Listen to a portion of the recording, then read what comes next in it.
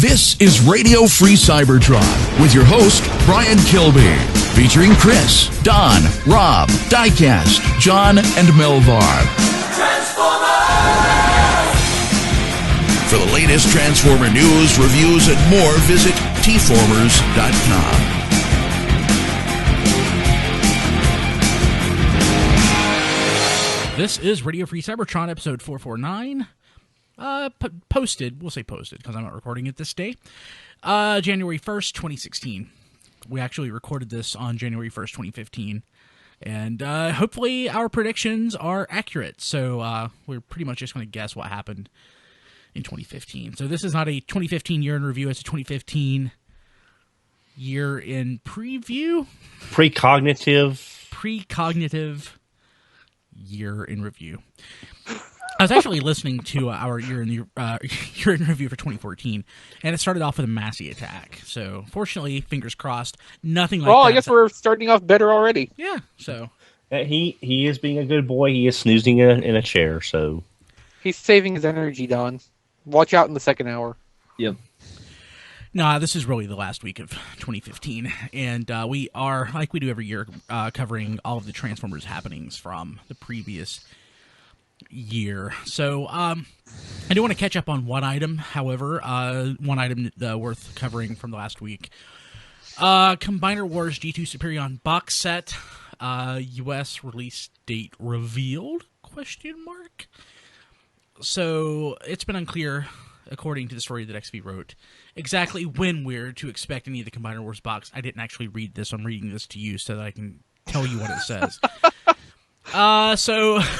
No, it says early 2016. That's what it did say.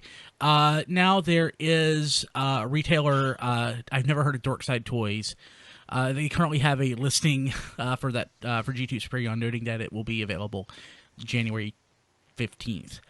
I have not heard or seen this corroborated anywhere else. Has anybody? Nobody else has posted a listing yet. Well, I'm going to say 2015 is probably out since we're only, 2-3 days shy. Yeah, so normally I could say if we're under an NDA or something, I could say I would just sort of dance around it, but we're not under any NDA or anything about this, so yeah. I got nothing. This is the only time that I've heard this. But hopefully January 15th, I would love to have that. Well, that's the first time I've seen that product image shot before. So, are you sure, Don? Well, I mean, it may have been something previous, and I just haven't seen it. It looks like they've taken the other stock photos and just did a composite. So. Oh, okay. Still gonna get them though, even if they got the legs turned around wrong. I mean, Superion's the one of these I'm least interested in, honestly. Not I, sir. Not I. I want it badly. It's a very nice Superion, and it's in G2 colors, so. And Slingshot won't crumble to dust. Maybe. No. But yeah, so that's the one news item. So our recap, our 2015 year in review, it will be basically in 3 parts. We will have our recap for toys. Then we will have a recap for media/comics, events, and miscellaneous. And we will go through those month by month, which is how we've decided to do this over the years. By excruciating month. Well, fortunately, like last year, I had 17 pages of notes to go through. Normally, an episode of RFC is 1 page. So this year is only 9. But we are not covering everything. That's all. I know. But we're not covering everything in the same level of detail that we normally cover in an episode of RFC. Okay, so last year's year in review show, how long was that when all was said and done? 3 hours, 21 minutes. Okay, so we're roughly half the length this time, so hopefully we'll be done with this in under 2 hours. Please. So, yes, let's go ahead and jump into this. And, we don't do this every week, so we're going to probably find a groove going through this. So, we'll see how this works. But Groove's not been released yet in the U.S. It may not be. It has been released. What are you talking about? I've got a Legends class Groove. True. Oh yeah, I picked that up at BotCon. Yeah, he's so He's groovy. That was the only thing I bought from that third-party party in our hotel. And it was not even a third party. Right. Was this one that got shut down? No, it was the where they rented out that little hall Ballroom. and the Agabus party. I remember. Okay. So, toys in January 2015. So, for Combiner Wars, first story pretty much of the year was that all prize points but leader class had been released in the U.S. at that point. Mm-hmm. So that's pretty cool. So, like, one reason I like doing this, it helps give me a reminder of what actually happened and when. Because actually, in the pre-show, we were talking about when Masterpiece Bumblebee came out, and we weren't clear.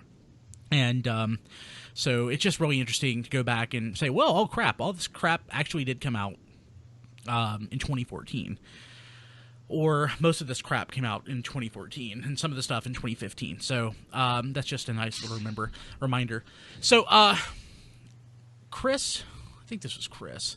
Yeah, he did so last year, especially, he was doing a really great job of doing all of these size class comparisons, and he did a comparison using the model Kid to figure out how big the leader class toys were in the scale. Oh yeah, I forgot about this. Yeah, and so he is like Megatron is really small, relatively speaking. So it looks like you got that pretty much dead on. But I mean, while I know this is accurate, part of me just doesn't look right. Yeah. Though the other problem is, like, Menasor is one of the reference points here, and Menasor is big and boxy, which is kind of misleading. Yeah. But that was pretty cool that you were able to do that. We haven't needed to see anything like that in a while, though, because pretty much all No, of the but I scales suspect as we get towards Toy Fair, that's going to become a thing again, because, like, the stuff I actually did, like when I figured out the size of Minimus Ambus. Oh yeah, I remember that. That was pretty cool. That, and my work trying to figure out the height of Devastator from the bald guy photos. Yeah, that stuff was more overall informative, I think. Bald guy photos. I don't know what you're talking about. We haven't gotten there yet. That's going to become a plot point in this episode. No, but yeah. Yeah, that was really neat. So, like the real value I see with these scale photos, like, we didn't really know much about Combiner Wars going in, and this helped really shed light into what to expect. Like with Titan's Return, I pretty much figure it's going to be kind of like Combiner Wars.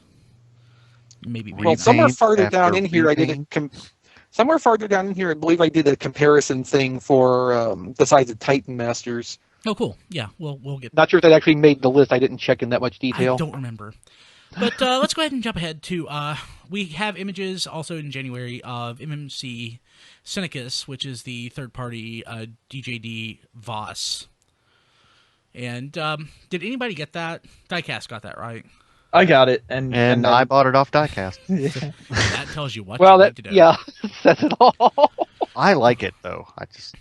Also around that time, we got photos of MMC's Sphinx, which is the G1 Mirage masterpiece-ish figure. I included this. Like, I told the guys I didn't want to include a lot of third-party stuff, because once third-party stuff is new, it's not new. Like, where some of the official stuff, I think for archival purposes, it's good to note that, so you can go back and have some sort of point of reference. But for me, since third party is unofficial, I'm not really interested so much in old news, but I really do like Sphinx, so I did want to include this. And he finally came out about 3 months ago, and he's less than that. 2 months. Yeah, he's a 2 nice months. toy. He's a nice toy. So also in January, we got confirmation that Combiner Wars Devastator was going to come out. We didn't know much else about it at that point, but we assumed that at Toy Fair, all would be revealed. We just got the wrong Toy Fair when we were assuming that. Yeah. Thanks to the bald guy. So now this is interesting to me. So we got Combiner Wars photos or art photos of the potential art for upcoming characters, which included Optimus, Maximus, which I guess at the time we didn't know what to call it. Well, it was a white Optimus, so we assumed Ultra Magnus because that's how it works. Yeah. Okay. Optimus Prime, Megatron, Robots in Disguise, Grimlock, and Bumblebee. So what did that Bumblebee end up being? Is that the Nothing. Is it not the carded version that was sold at Dollar General? Could it not be that? Well, it's a completely like that art represented the old Classics Deluxe toy. Ah, yeah. So never came out. Yeah. Right. False start. Yeah, I think that was just part of that set of banners because Bumblebee is Bumblebee. And Bumblebee's important. So we got hints at a forthcoming Combiner Wars Defensor based on IDW art. And That's also going to be a theme through this. yes, it absolutely is. And of course, we got information from a Hasbro product meeting in respect to Generations Devastator MP25, which ended up being tracks, and plus additional G1 reissues. We confirmed shortly thereafter that MP25 would be tracks, MP26 would be Road Rage, and MP27 would be Ironhide, and that ended up being correct. So, It's weird to think like that information was out there so long ago. Like that was almost a full year ago Yeah. that we knew that was going to be happening. or that we assumed that it was going to be happening. It wasn't quite clear at this point. It was a little after that once we got confirmation. In fact, Yeah, but it still ended up being true. yeah, we didn't get confirmation about Ironhide until BotCon. Yeah, the end of June. So this was months after. So yeah, that rumor ended up being true. And I included some rumors and stuff that it did not wind up being accurate because that interests me. So by this point, we were already aware of MP23 Exhaust. And so he was announced. We had photos and everything in 2014. But the release was looming. And basically, there were delays in release. Retailers were being threatened at that point. Or not threatened. I guess, were they being threatened? They were afraid of lawsuits and such. Yeah. They were receiving legal notifications from Philip Morris about it. Yeah. And they were going to great lengths to figure out how to actually get you this toy. This reminds me of a couple of my, relationships long ago. Off again, on again, off again, on again. Then you get it, and you're like, it's not that good. Throw it out. I'm Yeah, done. it's not worth it. No, Diecast. These are stories for BotCon, not for the podcast. But yeah, so, and there were rumors that the toy was going to be canceled outright, which never happened. So then the big news item for January popped up. We got... Read this exactly as it's listed here, because that's hilarious. We got 1/3 of Devastator seen at Nuremberg Toy Fair. And if you don't remember what it is, that was that security guard standing in front of Devastator. And things went crazy. And as an addendum to this, I want to remind everyone that a certain news outlet did offer a monetary bounty for people to provide photos exclusively to them of Devastator from Nuremberg, which is exactly violating the NDAs that everybody who went in had to sign. Which is exactly what I was going to say, but you said it in a much nicer way, so thank you. Yes. Thank you for that. I appreciate that. They really should have put a curtain in front of that big window instead of a... Or not put the security secret toys guy. in front of the window. Yeah. At SDCC, when you were there, they had that weird frosted glass that made things hard to see. Yeah, and that was a great idea. Yeah. Well, I think that But was that probably still just didn't luck. stop people from taking pictures through it, and us sitting there on Twitter trying to figure out, okay, what's that blob? Yeah. So moving along, Chris did a, he tried to figure out how big Devastator was. I was a couple inches off. Yeah, but you did a pretty good job. You're working by the average height of a human man, so Yeah, I mean, I don't know how tall an average German man is. No, but one thing this year taught me was that I kind of enjoy doing the toy puzzle thing like this. Because it's certainly something I did a lot of this year. So what we need to do is start a podcast where you just try to figure out stuff, like from prototypes and things like that. Be like XV Toy Hunter. I mean, that's what I think a lot of people like to see, the prototypes of the third-party figures or even the official stuff, is just kind of, in your mind, look at the figure and trying to figure out in your mind how it would transform.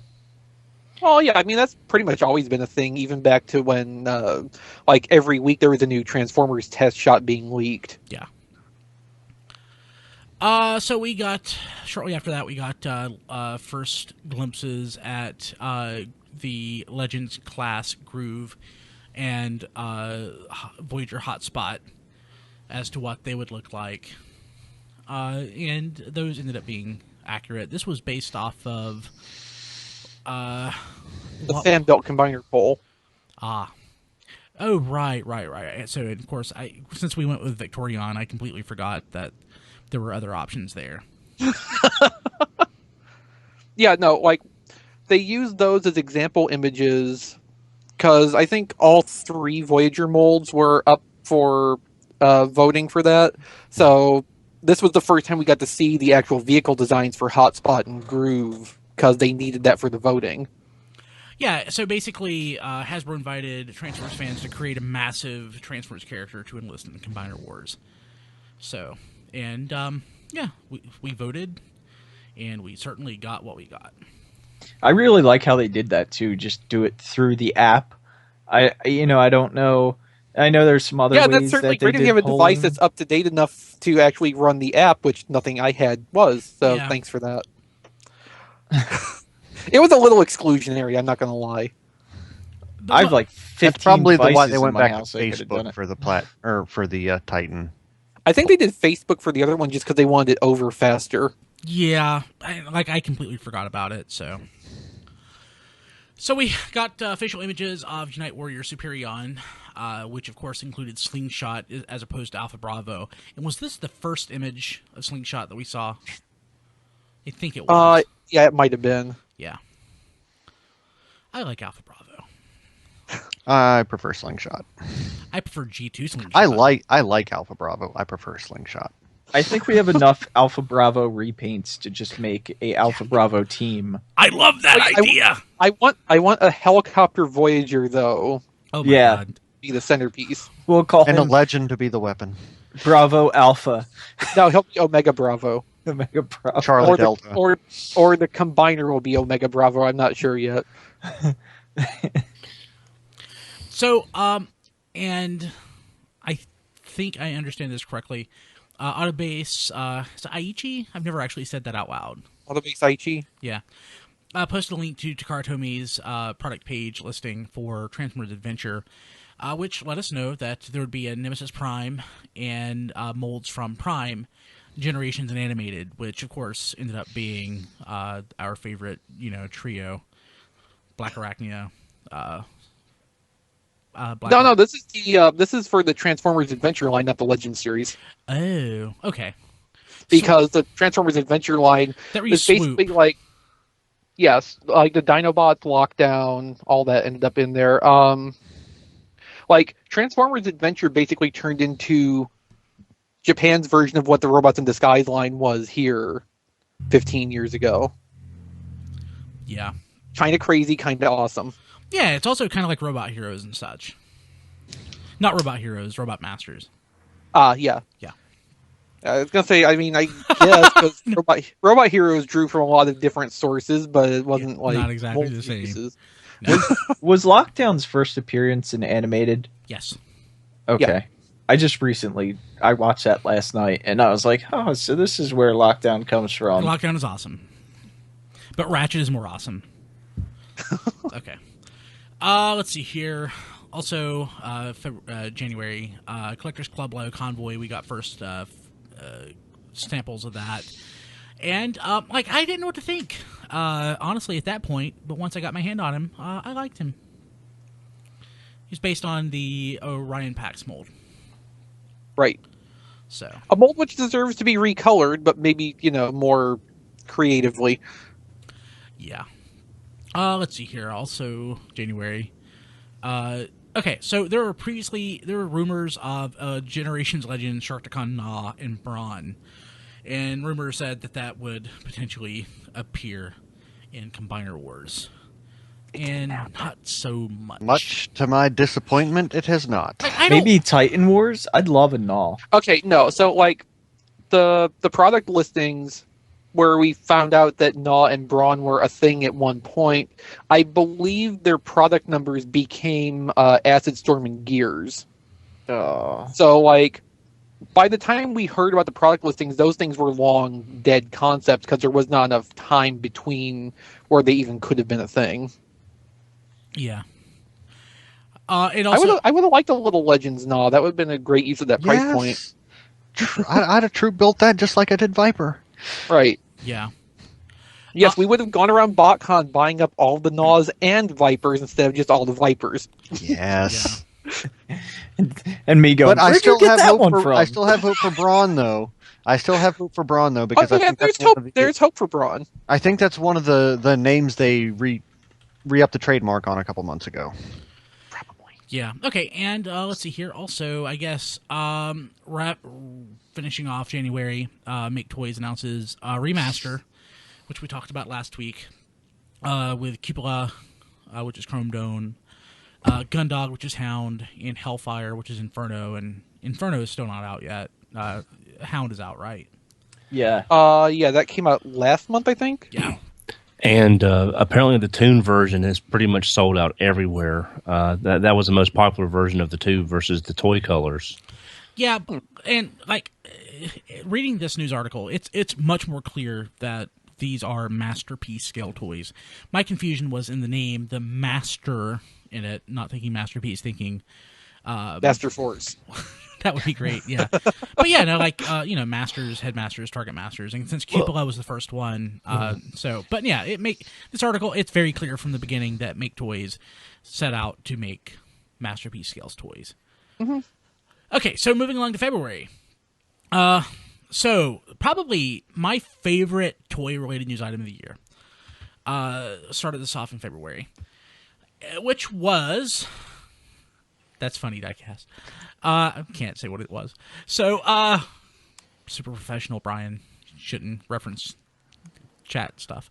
But it's so funny. Okay, so, Action Toys Machine Robo makes Bandai licensed Masterpiece style GoBots. And we still don't have these. That's exactly what I was going to say. No, but I think they are still coming. I believe they were shown again recently and may have had more information attached to them. Didn't we get new photos of these recently? Yeah, we got colored photos recently. Yeah. Yeah. So, and that Leader 1 looks really good. Oh, yeah. Oh. Diecast and I were talking about this pre-show. And pre-show? Yeah, pre-show, yes. And we're hoping they all don't come out at once, and I don't think Bandai's going to do that and flood everything that much product at once on the whole line. I think what they're going to do is they're going to release 1 or 2 or 3 in a wave. I'm thinking they may do 2, like have Leader 1 and Psykill. I'm just using the American names, or Turbo and Crasher, sort of pairing up the pairs that went together from the American series. Maybe just that way you get, the GoBot characters. So I don't know. It could be either way. So what are you saying, Don? This is something that you've heard that they're going to do? Oh, no. I'm saying Diecast and I, we were hoping they all didn't come out like in a short period of time on all of them, because they're supposed to be I've heard about $60 a piece. That's one of the numbers I've heard. That's what you pay in third-party toys, like every other day. So, but that's like if they release that many at one time, that's like say 8 or 12 at once. Unless you pick and choose which ones you want and hope the rest are still available later. No, I mean these will just come out 2 or 3 a month until they run through all of them. I will buy them. I hope so. Yeah, just because it's weird because we get we got all the prototypes, and now recently within the last week or two we got all the painted photos or the painted prototypes. So it's like it seems like they're almost trying to push them all out at the same time. I hope they actually maybe just finish them and release them, like you said, every 2 or 3 months. Or they'll wind up like Master Asia and be sitting there for 4 years in a dark, dank place waiting to be produced. I don't know. Yes, what and that then is. nobody will buy them when they come out Yes. finally. Yes. So, moving along, we have first in-hand photos of Combiner Wars Leader Class Megatron. And I don't think we really knew exactly what to think at that point. And we would actually have our hands on him about a month later. And he was okay. Yeah, I've had my hands all over him. I still don't know what to think. You prefer the Armada version, too. Yeah, I do. I do like the Armada version. It's okay. I mean, it's okay, Don. Different strokes for different folks. You like, Kronos. Yeah. Go ahead and say it. I like Kronos. I wasn't thinking Kronos. Yeah. So, and then in what I would describe as third-party fail, but other people would just call it diversity of choice, TFC Toys basically announced their Masterpiece style figure based on G1 Hound. And did that come out? That just recently came out Yeah, within the last that's- 2 months. That's the thing. And at the same time, we got new photos of Gundog, which is the remaster Yeah. Hound. It's weird though that Hound of all people is the one we get another multi-party at the same time. I mean, I love Hound, especially the way he's built up in More Than Meets the Eye. You think he's going to be the audience identification character with Spike, and it turned out to be Bumblebee. But it's like we wound up getting 3 Hounds at once, and I think there's a 4th in production, I believe. And again, this goes back. This is one of my big problems with third party. There's no communication or care as to what's coming out. So you might say, "Hey, yeah, that's choice. That's competition. That's great. Okay, Yeah. if you want to frame it up that way, that's good for you." Yeah. Well, Well, it'd be like when GoBots were out, and they're like, "Did you think whoever owned GoBots was Matchbox was going over to Hasbro, being No, like, that's. I mean, you're right. It's competition. we're going to release a plane. Is that okay with you guys? You want to maybe do a tank? We'll split it up." Well, the only difference is that the third-party market is so niche already, and they're already splitting it even further. Exactly right. Whereas GoBots would hit a lot more people, so it doesn't really matter because you're trying to get a bigger chunk of a bigger pie. And Yeah, Hasbro if I was making a toy and I knew somebody else was making a Hound, I wouldn't make Hound. Yeah. I would make Trailbreaker, Yeah. so people would maybe buy that Hound and my Trailbreaker. and Hasbro eventually bought Tonka anyway. So Yeah, and of course we've mentioned this several times through the year how the third parties need to make sure we avoid another Predaking and Dinobot incident where everybody's making Predaking and it's like we need more diversity or we're going to get Devastator. That- See, I don't mind Dinobots. because the companies I really like are the companies that are probably going to make it through anyway. If they're doing, if there's 4 companies doing it, the good 2 or 3 companies are going to survive, and that 4th company that also did a Hound that didn't do a great job is probably going to be the one to go. I'm glad you said the good 2 or 3 companies will be the one that survives, because I said that earlier this year and I was wrong. It's the companies that are able to turn the profit or are able to sustain, not necessarily the good ones, because I'm betting that the ones we like are probably not the ones that turn the best profit. If I had to guess, it's probably KFC. Okay, so moving along. I bet you Mastermind turns a pretty good profit. But their stuff's good. I like Mastermind, though. Right? That's kind of the point, isn't it? Yeah. They're one of the good ones, and they probably turn a tidy profit, Yeah, too. yeah. So moving along, Combiner Awards inventory listings confirm Cyclonus and Voyager assortment and a White Optimus Prime. Then we got hints that Silverbolt is being remolded as Cyclonus. And that was right. What a wonderful toy that was. And our first look at the best G.I. Joe toy of the year. Yeah. Decepticon Viper, the Cobra Rattler.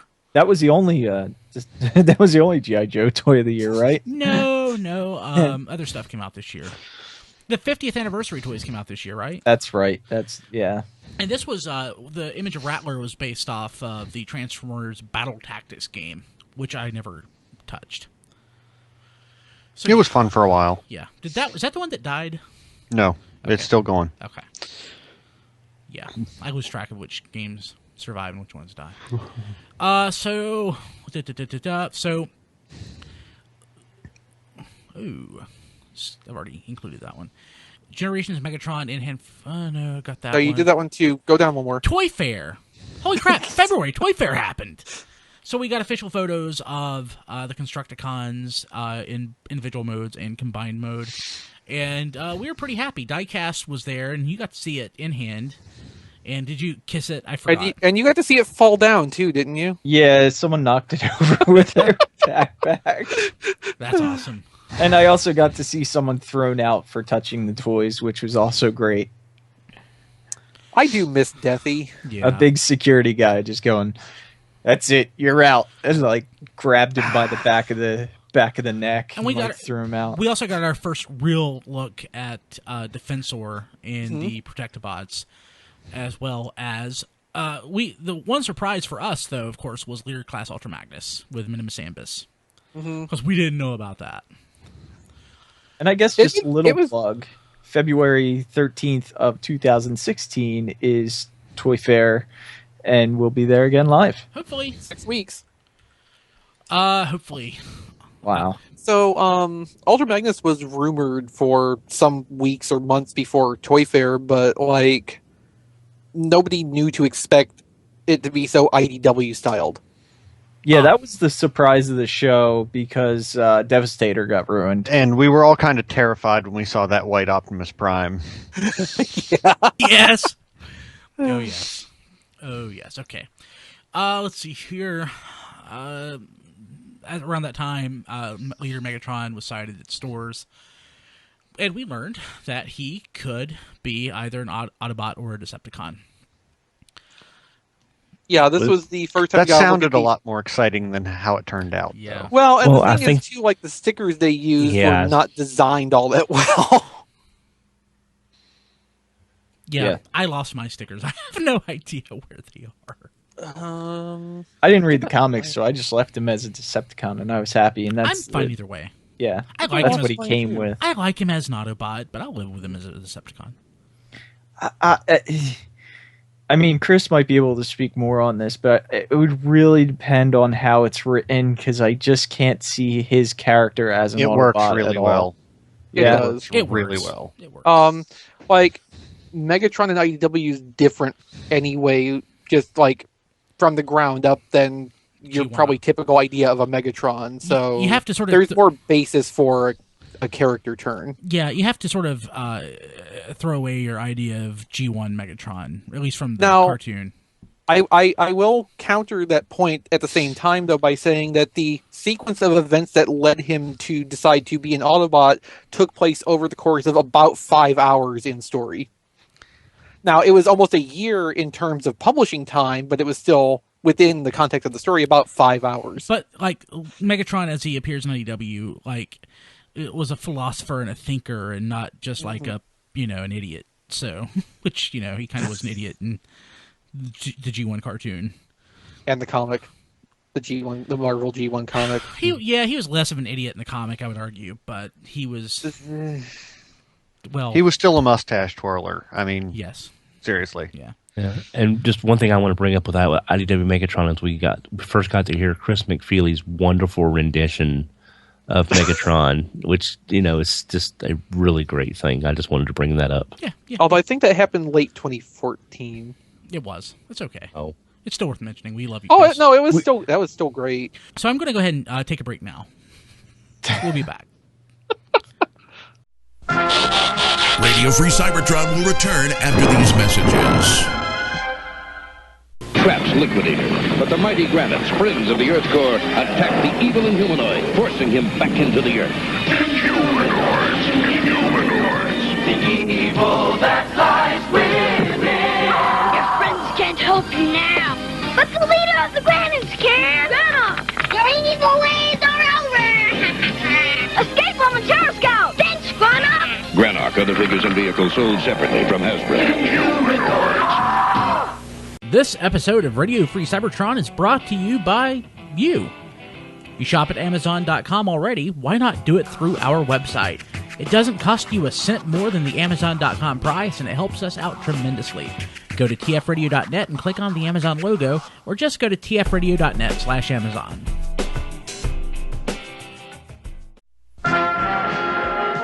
We now return to Radio Free Cybertron. So we are back, and let's go ahead and jump to March. So we got our first look at the Platinum Edition Triple Changer set with Blitzwing and Astrotrine. And we still don't quite know what to think about this set. We are still very confused. Like there's still debate as to what these actually mean. I mean, I guess it's pretty clear that Blitzwing is supposed to be flywheels, I guess. But there's still a lot of debate as to what Astrotrain is. He's safety sort of like, Astrotrain. Yeah, it's like, are we G2? Are we something? Are we an IDW homage that we don't know about? It's like, what? You know, I still would like to get the set just to have. If there was more orange on him, I guess he could be Sentinel Prime now. Yeah. Maybe that's what they were referencing. You're going to get this jet with a little bit more orange. It's a shuttle diecast. Oh, yeah, shuttle. Slight difference. No, it's a jet. I think Bruticus. Yeah, but it they got the shuttles and the jets all confused, and now I'm confused.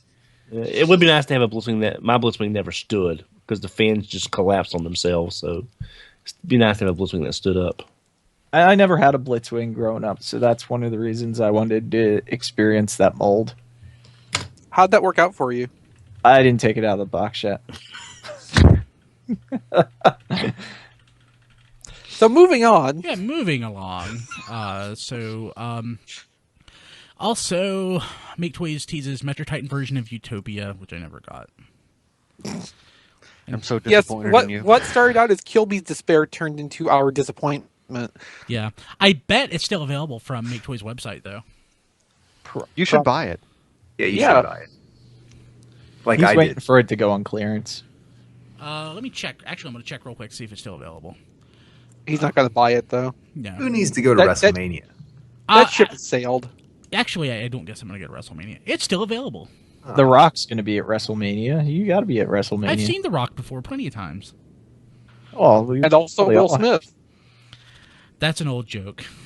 Yeah, I know. Like, Cassius will get that. He's probably the only person listening. What, period? Literally, yeah. No, this should be one of our more popular shows throughout the year. Maybe 36 people will listen. No, it's okay. I'm still in the superhero time mindset from last night. Now you can put The Rock in the description. Never. I could. SNL, baby. That's probably never a good thing, Chris. Not to get too off track, but I was looking up like the top 10 YouTube things, and it was like number 1 was music and number 2 was Minecraft. So apparently if you're searching YouTube, those are the top 2 things people search for. We had a news item for Splatoon, and we tried to talk about it. I had no idea what in the hell I was talking about, but I still left it as a bullet, and we got like 3 times the traffic on that video because we referenced Splatoon. Well, and like I talked about the origin story before, but the whole reason we have a superhero time, Power Rangers Toku podcast is because in 2009, when we were in the first iteration of New Soundwave, and we did an episode that had a segment about Power Rangers. It did really well. And we posted that to YouTube. It got the most hits of anything we posted. Yeah. I don't know what show you're talking about. I've never heard of it. No, John, that was the first version of New Soundwave before it was your responsibility. Before it got good. Yeah, that too. Yeah. I liked the first version. I did too. I liked the whatever, Yeah, I like the whatever potpourri of geek stuff. Yeah. I thought that would work, and it totally didn't. But I also really liked your video game version, John. I love the video game version. I know what you're talking about. So, the Ballad of Exhaust continues. Hasbro Asia canceled distribution of Exhaust to its markets. Philip Morris had still blocked U.S. sales, and Robot Kingdom intended to fill orders, but we weren't sure if the U.S. was included in that. Generation Cyber Series new simplified G1-inspired Transformers. So, what was this? I don't remember this one. Those are the things that ended up never coming out here. No, big. Well, one online e-tailer did get them. Big Bad Toy Store eventually Yeah, got but I them. think they just imported them from the South American markets where it was actually released. Yes. So this was actually released, just not in the U.S. Not in North America at all, actually. I believe these products were designed for, if not like South America and maybe parts of Asia. Like, I believe these are tailored products for those marketplaces. I completely forgot about that one. Neat. It's kind of a shame, too. Some of them looked interesting enough. I probably would have got one or two. That was the Starscream we kept seeing that everyone... Yeah, that was that Starscream prototype that showed up at the one thing, and then, more pieces started popping up here and there. No, I do wish these had found some way out in North America. I probably would have got that Starscream because it's a bigger version of a Legends toy I like a lot. The Megatron's a neat looking design. There's decent stuff in that. And we got a Dinobot in that. Yeah, there's a Grimlock that's like a halfway point between movie and G1 and Robots in Disguise. That one didn't turn out so well. Like, from the blurry photo of it, it almost looks like a G1-ish kind of Beast Wars Dinobot, too. I think that's just because the photo's blurry. Yeah. Yeah, completely forgot that existed. There's probably better photos as we get farther down the list. Yeah. And we got official images of Quickslinger and Breakneck, which, of course, Slingshot and Wild Rider. Did these show up at that point? They didn't show up till... The release was in May, wasn't it? Yeah. Yeah. Think so? Yeah. Yeah, those were distributed to websites and such with that Yeah. NDA. Yeah, I remember that. And XV and myself reviewed them. Yeah, very cool.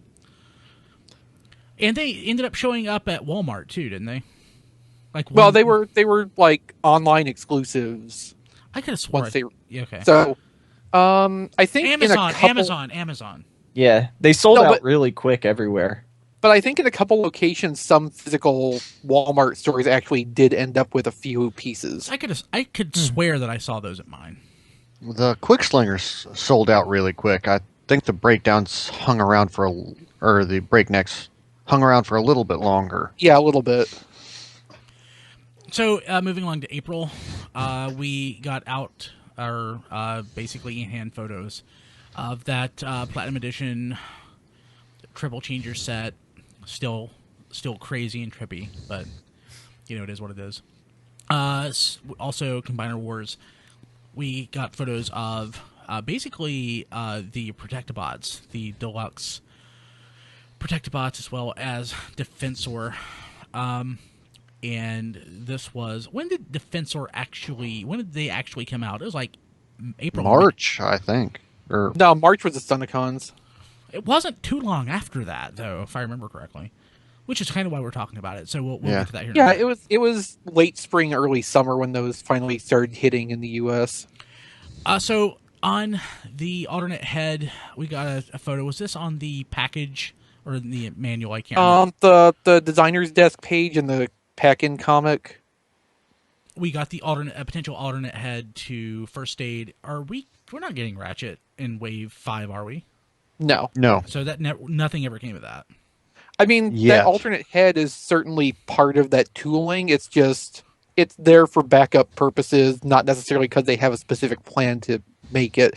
It's like the Demolisher head on Onslaught, which I'm sure we'll talk about much later. Yeah.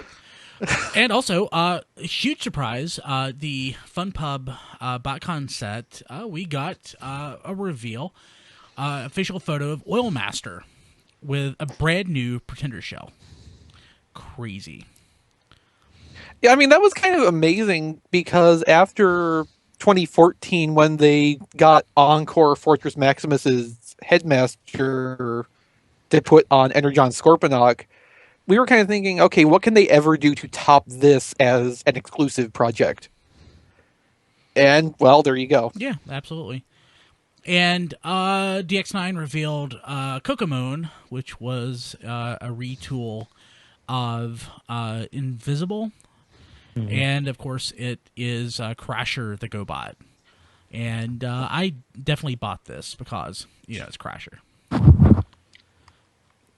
Otherwise, not too crazy about the toy, though. It is the lesser third-party version of Mirage. It absolutely is. So, moving along to May, the year sort of slows down up until BotCon and SDCC. G2 Combiner Wars begins again with Superion. We got photos of what the art would look like, and this was on what was the source of that? I have forgotten. Somewhere in China. Which is where it always is. Yeah. So I don't remember the exact venue that came out of, but yeah. Yeah, we got a glimpse of the package of what that would look like. So can't wait. Let's see here. Let's see here. Hisashi Yuki teases the Unite Warriors version of Combiner Wars Defensor with Groove. I remember that silhouette that we got. And I was so pumped. I pre-ordered. And, of course, I canceled that pre-order 3 weeks ago. Oh, I still haven't opened mine. I know Chris said that he wouldn't buy it just for Groove, which is exactly what I did. So, I'm glad I canceled. I bought it for Groove and the better colored Streetwise, so I'm okay. Better colored Streetwise and a hotspot with a nicer shade of blue that needs some paint touch-ups. Yeah, then we got an actual photo of the test shot of Groove, and he sure is groovy. But he doesn't come with a shotgun. No, that's Streetwise that has the shotgun. And I do not keep track of what the accessories are for toys, I'm sorry. Sorry, I was making an Evil Dead reference. Sorry. We know, Don. Yeah. I totally didn't get that. I should have. You should have said boomstick, Don. Literally last week. Or is it this week? I finished it off this week. I finished off If Chins Could Kill, the Bruce Campbell autobiography from Audible, tfradio.net/audible. And it was awesome. I loved it. It was fantastic, and it was unabridged and read by Bruce Campbell. I learned a ton about Bruce Campbell I didn't know. It's fantastic. So we got first look at Platinum Series reissue Triptychon in box. So this had been rumored before, and this... an Australian website had at the Australian Toy Fair had said that Hasbro had said that this was coming out again without photos or anything. There was some doubt as to whether or not it happened, but it sure did, and there was some gloating about this. But yeah, so it came out, and they were absolutely right, and I was pretty happy to see it, and of course I got mine on Amazon for $100. Yeah, no, Triptychon was really shocking when we found out it actually existed, because of all the things from that Australian Toy Fair report, that was what you would be the most skeptical about, because there hadn't been a Takara Encore version even. Right. And again, this goes back to, the website did exactly what they should have done, except for probably take photos, not of the toy, because the toy wasn't there, but just, photographic evidence that they were actually at Toy Fair. Well, no, they had that. They had pictures from the event. Okay. So why didn't anybody believe them? Because I think usually it was so far out there, you know what I mean? Yeah, usually they don't comment on anything that's not there. The other thing too is it was part of a list of stuff, and some of the stuff on there was upcoming Masterpiece stuff, which they alluded to but said they weren't allowed to go into details about. There was just elements to it that started to erode the credibility. Yeah. Okay, so let's see here. In June, Legends LG-15 Nightbird, LG-16 Slipstream, and LG-17 Black Widow, aka Black Arachnia, confirmed, and pre-orders available. And I think I was probably super duper excited for this. I know I was. And I heard Black Arachnia. Yeah, I heard Black Arachnia's chest is actually on backwards or something. Her torso piece. Yeah, there's an it's misassembled. Error. Yeah, it's misassembled. But I mean, mine seems to be okay. I pushed it up and it seems, fine. Just needed one of those push-ups. No, So- but like if you have the original animated version, there's not a gap between the neck and the torso at all. And the Legends one can't have that piece slide up far enough for that. I understand you can take the torso from an animated Black Arachnia and swap it into the Legends toy, and you basically can't tell the difference to it. You know, you take the neck piece from the new one and put it on there so it has the symbol and everything, and then it actually works right. Interesting. So, But you can't actually fix the assembly issue in these parts because it's all riveted. So I was super excited about having a Nightbird, like a real honest-to-goodness transforming Nightbird, not like a vinyl or something. And I was just looking at the photo that showed up on the internet, and it said, "Do not copy." And I thought it said, "Do not cry," which I would honestly see some people doing. Okay, moving along. Blah, blah, blah. What do we have? Oh, yeah, June. This was around the time of BotCon. So, at BotCon, we learned that Masterpiece Primal was coming out. We saw that really nice render, which ended up not being what it really looks like. Well, you know. We got new photos of the reformatted R13 Spartan. The, of course, not Impactor that we love so much. And the coloration, of course, this is a test, not the final production, but the colors are very different. Also, we got photos of DX9 Carry, which we saw at a room party at BotCon. Very pleased with that. And USA Today posted an article that revealed Combiner Wars and Combiner Hunters in the Victorion. So, Combiner Hunters, of course, was there was actually a comic based on that, like a 6-issue. Or was it No. Combiner Hunters was a One-shot. one-shot. Combiner Wars was a 6-part got it event backwards. thing. And of course, those came out. The Combiner Hunters figures came out at SDCC. SDCC. Of course, that was RC. What's her name? The Windblade. not Windblade. No, the Chromia. Chromia. I can never remember Chromia. Yeah, I've got them. I just don't forget them. Let's see here. And Combiner Wars Titan Class Devastator was up for pre-order at Toys R Us and would ship in the end of July. And one of the cooler things all year, the former Kenner employee was posting, was going through an eBay seller called Z75 Sales and posting production samples, prototypes, and such. And we got a production sample of the G2 Protectobots. I wanted A fairly that complete set of them, actually. and yeah, wanted so bad. And man, that seller had so much nerve to actually transform G2 First Aid, which is made entirely of gold plastic.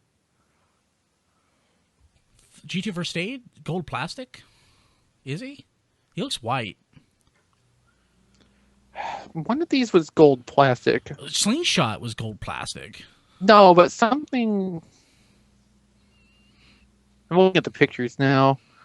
Was it the GoBot's Prowl or whatever it was? Not Prowl. There was a GoBot.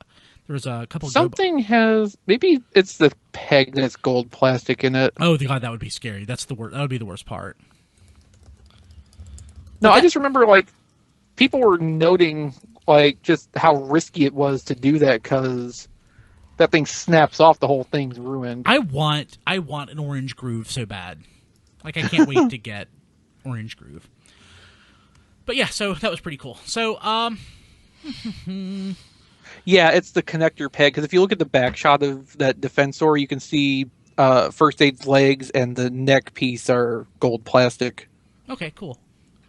Okay, so basically where all the stress goes. Yeah, that's... Yeah. Let's go ahead and take a break, and we'll be back and rejoin Toy News in July. Stan Bush here, and I dare you to check out Radio Free Cybertron.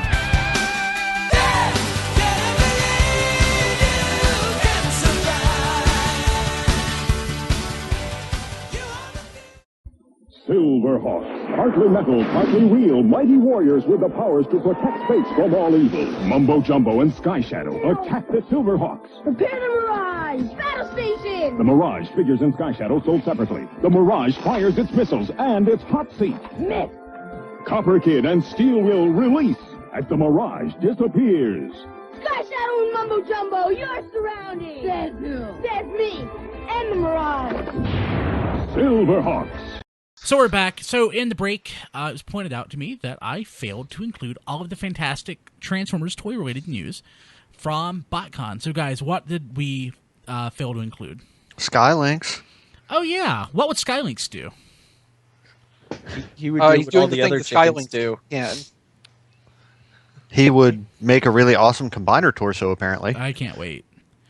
Yeah. We learned about Bruticus and the Combaticons. Yeah, we had the inevitable confirmed for us. And two of the figures that would turn out to be good from that wave. Aw. And then there was also the major point of disappointment. Really, like, in the panel, when they revealed Blastoff was kind of the most amazing thing, because the whole room basically just fell silent. Yeah. Like, it was this really communal moment where we were all one at that time and being horribly disappointed.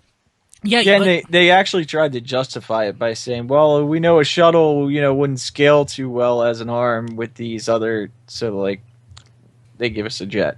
But, Well, I think they also... Go ahead, Matt. I was going to say, I think the disappointment for Vortex being just a straight another use of Alpha Bravo, no remolding at all, was just as disappointing. Yeah. No, and with Blastoff, I think they actually acknowledged that, like, it's basically a Harrier jet, which, vertical takeoff, so they were just assuming that would be the Blastoff part of him. Oh, that's so bad. That's so bad. Like, Blastoff doesn't That's bother more me. of a lift-off, but well, whatever. Yeah. Blastoff doesn't See, bother that should me. have been his name as a substitute character, Liftoff. Yeah. Blastoff doesn't bother me like Groove. Which Groove? Like the fact that we got, Rook instead of Groove with Defensor. Well, we But still got Rook Groove and with Groove Defensor, with yeah. Defensor. But we got the I Legends would have class. preferred that. But Rook is such a nice toy. Rook is a nice toy, and don't get me wrong, but, Defensor needs, like, a gigantic motorcycle leg. So buy the Unite Warriors version like I did. So I think what's also notable for toy news from BotCon is what Hasbro failed to mention, which was Robots in Disguise. Because they had no new anything Robots in Disguise to show us at BotCon. Which is weird. Yeah. Uh-huh. So I don't want to go too far into this, but it almost seems like in the past Hasbro has been focused really on whatever the core line is, and then like Generations and everything has been like like a small little thing for the fans. It's 180 degrees out of phase from where it's been.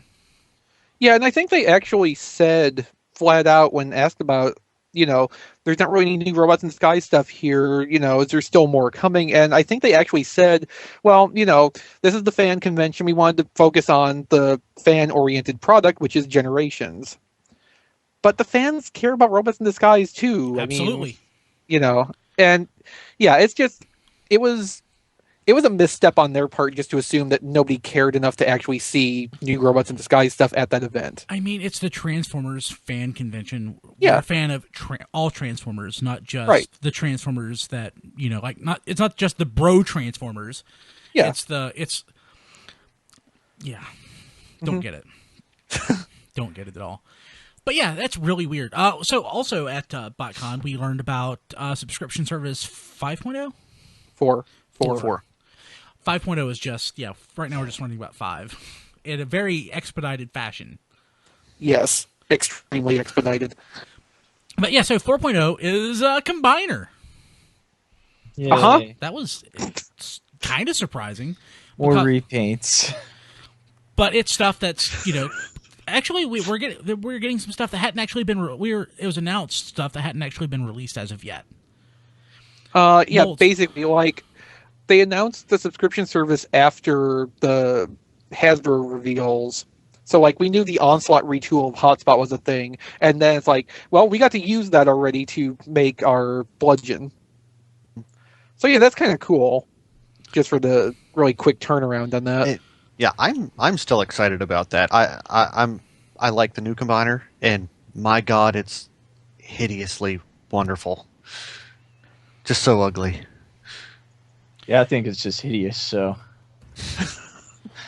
it's part of the appeal. I mean, no, but like, I think part of the reception of that was tempered because, yeah, it is just more combiner recolors after we had a whole announcement of combiner recolors.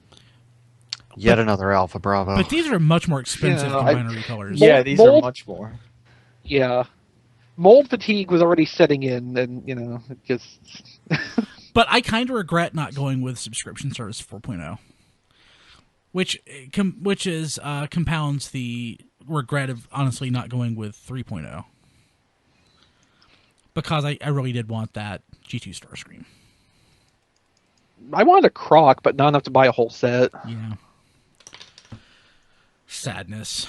Okay, so anything else toy-related at BotCon that we learned? Well, we got a couple BotCon exclusives that I guess we should mention. Some of those... Commander Optimus Prime, what else? Yeah, the Diaclone. Finally got Diaclones, yeah. I wish we would have got some more, but... Yeah. I would like to have seen a whole Diaclone set one year, but... Yeah, that's unfortunate. It's surprising that we never got one. And then I think at the same time BotCon was going on, there was Tokyo Toy Show, and that's when we first saw Masterpiece Ironhide. Yeah, and the conversation and the drive back from bowling. It's like, what did they do? Yeah, that was the first thing you guys showed me when we got back to the hotel, and yeah, I'm still mad about that. We got that wonderful transformation 6 months later. Yeah. But we also have those wonderful memories of bowling. Yeah. I hear it calling in the air tonight. Dawn is a machine. When he's listening to Phil Collins. Yeah. Yep. It went from gutters to strikes. Just it's like I said. I'm slightly sports competitive with myself, and I have some issues when I do sports related things. And yes, but then Phil Collins comes on and solves all the problems. Yeah. Can we get we were all there, Don. We saw it. Well, what problems? You could feel it coming in the air tonight, Don. Yes. So, what problems can Phil Collins not solve? There's that. I'm just while making me care about his music for one thing. There you go. Yeah. The next BotCon we have to have a football game or something. It's like MASH. It's like MASH. Okay, so Diecast, don't be so half-assed about this. We'll do rugby. Okay. So in July, SDCC happened. That's where the rest of the news came from, basically. We got Combiner Wars G2 Minosaur. We got a reveal on that. Also, we learned that actually. Okay, I'll just go ahead and mention this, even though this is really for the other section. We learned about Hasbro partnering with Machinima to make the Combiner Wars animated series, but we'll talk more about that later. We got official art for Victorion, which revealed G2 Power Glide. Well, not directly. Superion. The G2 Superion, that's right, because Victorion's Legends figure, what is that? That's the Groove recolor. No, Victorion revealed 2 more Alpha Bravos. That's great. Yeah, at least those Alpha Bravos do have remolding. Yay, remolding. Hey, at this point, any help you can give it. I'm really looking forward to Titan Wars. Really looking forward to... You say that now. Bravos that have removable heads. Can't wait.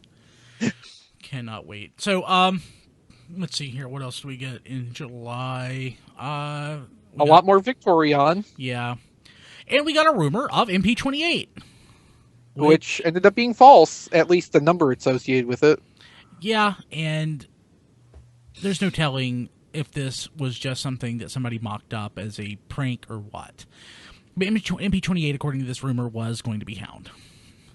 We will never know. Yeah, right. It seems like these rumors are like 50-50. Going through this, you add them all up. So you never know what to expect with some of these rumors. And Z75 Sales had posted the G2 Stunticons. Again. Yeah. So did it not sell the first time? It's probably there was a big to-do after that first set was sold, because it was made out to be the only set that was that complete. And then it started coming out that, well, maybe there's some more in that collection. So that was probably one of these subsequent sets. What did it get for, like, 35,000 or something? 26, I think. Yeah, the first one went for close to 30,000. I don't remember what the second set sold for. It's impressive that a Transformers collector out there would spend 35,000 or 30,000 on a combiner. Which the record, like, I'm certain there's a lot of private sales that we never learn about. Yeah. But the most public sale that I can remember before this was that, Unicron prototype for like 12 or 13,000. Yeah, probably. And to me, that seems like that would be a much rarer piece than this. Yeah, because, like, we know there is a small quantity of the G2 prototypes out there. Like, just by way of the Hartmans, we know there's a few copies of each thing. The Unicron, there might have been 2. Yeah. I'm certain if that was sell again, it would go for probably 50. Let's see here. So there was a leak of Titan Wars, we said at the time, but it ended up being Titan's Return Blaster. And we learned more about that in September. And that was weird too, because that was not included in the San Diego Comic-Con stuff. It was just a leaked image that we got from AC Toys, I think and it was just strange. Something felt a little off about it, but it ended up being accurate.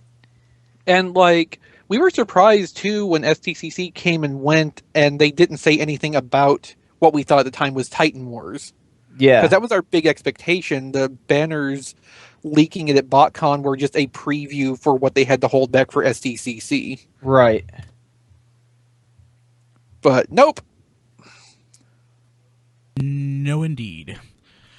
So moving along, the next thing that we saw, this is August, DX9 Tyrant. We got images of the third-party Masterpiece scale Galvatron. Masterpiece-ish. DX9 stuff, I will call it Masterpiece-ish. It's nice, very nice. But, like, Maniac King was such a disappointment that there was a lot of desire for a Galvatron, and this really fit the bill. He is out now. I don't know why I didn't pre-order this, to be completely honest, but I don't have it. Maybe Maniac King burned you a little bit. It really did. That and the DX9, because, like... their stuff's good. Yeah, DX9's really good. But like the... What was it? The Kokomon? The Invisible? Yeah. Like, DX9 has become good. DX9 hasn't always been good, so... Or it might have been the $150, $160 price tag. Oh, Kilby doesn't care about money. They're getting better and better. I don't think they're all the way there yet. Fans Toys is also supposed to be doing Galvatron, which will probably be the end of 2016, I would hope. But that might be the one to wait for. I'm not sure. I really like the X9's Galvatron, but I'm thinking Fans Toys is going to be the one to wait for. Or Tara. And just as a broader point, like, it's fine if they're not perfect now, but we're all acknowledging they're getting better, and as long as they keep improving themselves as they go along, that's fine. Yeah. That's what they need to do. And with Galvatron, I mean, I'm perfectly happy with leaving one in robot mode and one in the cannon mode. Yeah, like, I don't know if I'll get either one of these. I'm hoping that by the time that the Toy World version comes out, that we get an announcement of a Masterpiece Galvatron. Fans Toys, not Toy World. Toy World. Fans Toys. I don't know. They're the same company to me. No, there's a big difference. Really? Somebody though needs to do. Somebody needs to do both Toy Colors Galvatron and also Marvel Colors Galvatron, which is somewhat different. Yeah. Marvel Colors Galvatron is my favorite color scheme. Not anime Galvatron? No, I mean... Yeah, because E-Hobby did the anime accurate one as well. It looks so weird. It does look weird. So, next up, I can't believe it's not Cliff Jumper. We learned that MP21R would be Red Bumblebee. Because, no Cliff Jumper. who I'm is not out sure now, if as a that matter of was Chris for that line, but thank you. I mean that. Yeah, that's that was Yeah. that was me. Pretty sure. Yeah, I am certain. We learned that the subscription service 4.0 combiner would be named Thunder Mayhem. And for some reason have Thunderwing's head. Yeah. Well, how could it be Thunder Mayhem if it wasn't part Thunderwing, huh? Smart guy. Yeah. Yeah. Like, I don't know. I like the name Mayhem Maximus better, actually, but, whatever. Best combiner name never used, of course, because it ended up going to one of the individual figures, was Rock and Roll Express. Was it Rock and Roll Express or Midnight Express? Midnight Express. I'm getting my wrestlers stuff mixed up. Remember that was what we thought the name of Rail Racer was going to be. Yeah. Yeah, that would have been the best name. Or like you'd have a little buddy named Jim Cornette. That would be fantastic. No, I just want to transform this to Rock and Roll Express. Me too. Robert Gibson and Ricky Morton. Like when they adapt Raiden into a Hasbro thing, yes. It needs to be the Rock and Roll Express. Robert Gibson, like I was sitting in last year, I was sitting in the floor at a convention, and he walked by, and he intentionally bumped my foot, and then gave me a wink. Like I was like a 20-year-old girl or something. I didn't know if I was supposed to ask for his room key or what. It was awkward. But, yeah, really funny. So our favorite toy ever, Stomp and Chomp Grimlock, got repainted into, just straight up repainted into Robots in Disguise Grimlock. Repainted is the right word. TJ Maxx now. Repainted is the right word because they actually had to send all the movie Grimlocks back to get repainted to come back out. That would be awesome. Well, now I'll be honest. He's joking. I was going to say because most of the stores around here sold out, and I didn't see any restocks at all. So apparently, it sold fairly well for the holidays. Sold out or returned to manufacturer. Well, the first time it was returned to manufacturer. Second time it was returned to Ross and TJ Maxx, and yeah. But yeah, so that came out. So moving to September, Year of the Monkey Optimus Primal, which is, of course, death. Based on what, Air Attack Optimus Primal? Is that what it was? Yeah. I keep getting that in what, Mega Punch or whatever it was. Blast Punch, Blast thank you. Punch, yeah. The Mega Scale Blast Punch. Also, thank you, Don. No problem. So yeah, I guess Year of the Monkey will shoot discs out of his chest. That comes out, as any Year of the Monkey should. Yeah. That should come out in January? Or is it already out? You should have seen the Takara poop flinging action they decided to replace. Oh, that would be awesome! I love you, Don. That's fantastic. Now, remember the deluxe Beast Machines Optimus Primal actually had the spring arm thing? The disc arm, yeah. Yeah. That's not a good Optimus Primal.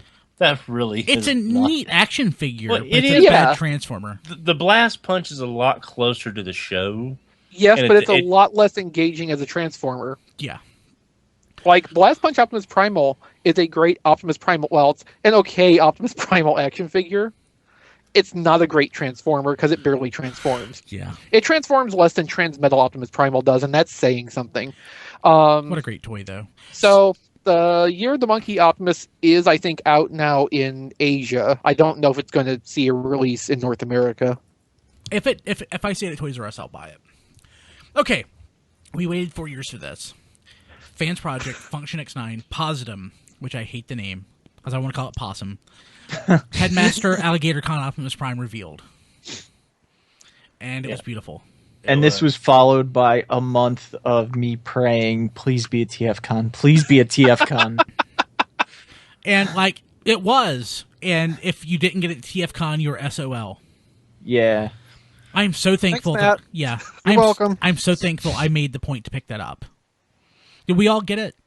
Don, you got it? Yeah, I got it. Yep. John, you weren't there, but did you snag one? No. I'm sorry. Boo. I'm so sorry. He sounds so broken up about it, too. He should be. Yeah, way more John than could have asked any of us. We would have picked it up. The best part about that is the story where Brian and Diecast were standing in the wrong line waiting for it, and I just walked up to the table. Yeah, it's true. Oh, nice.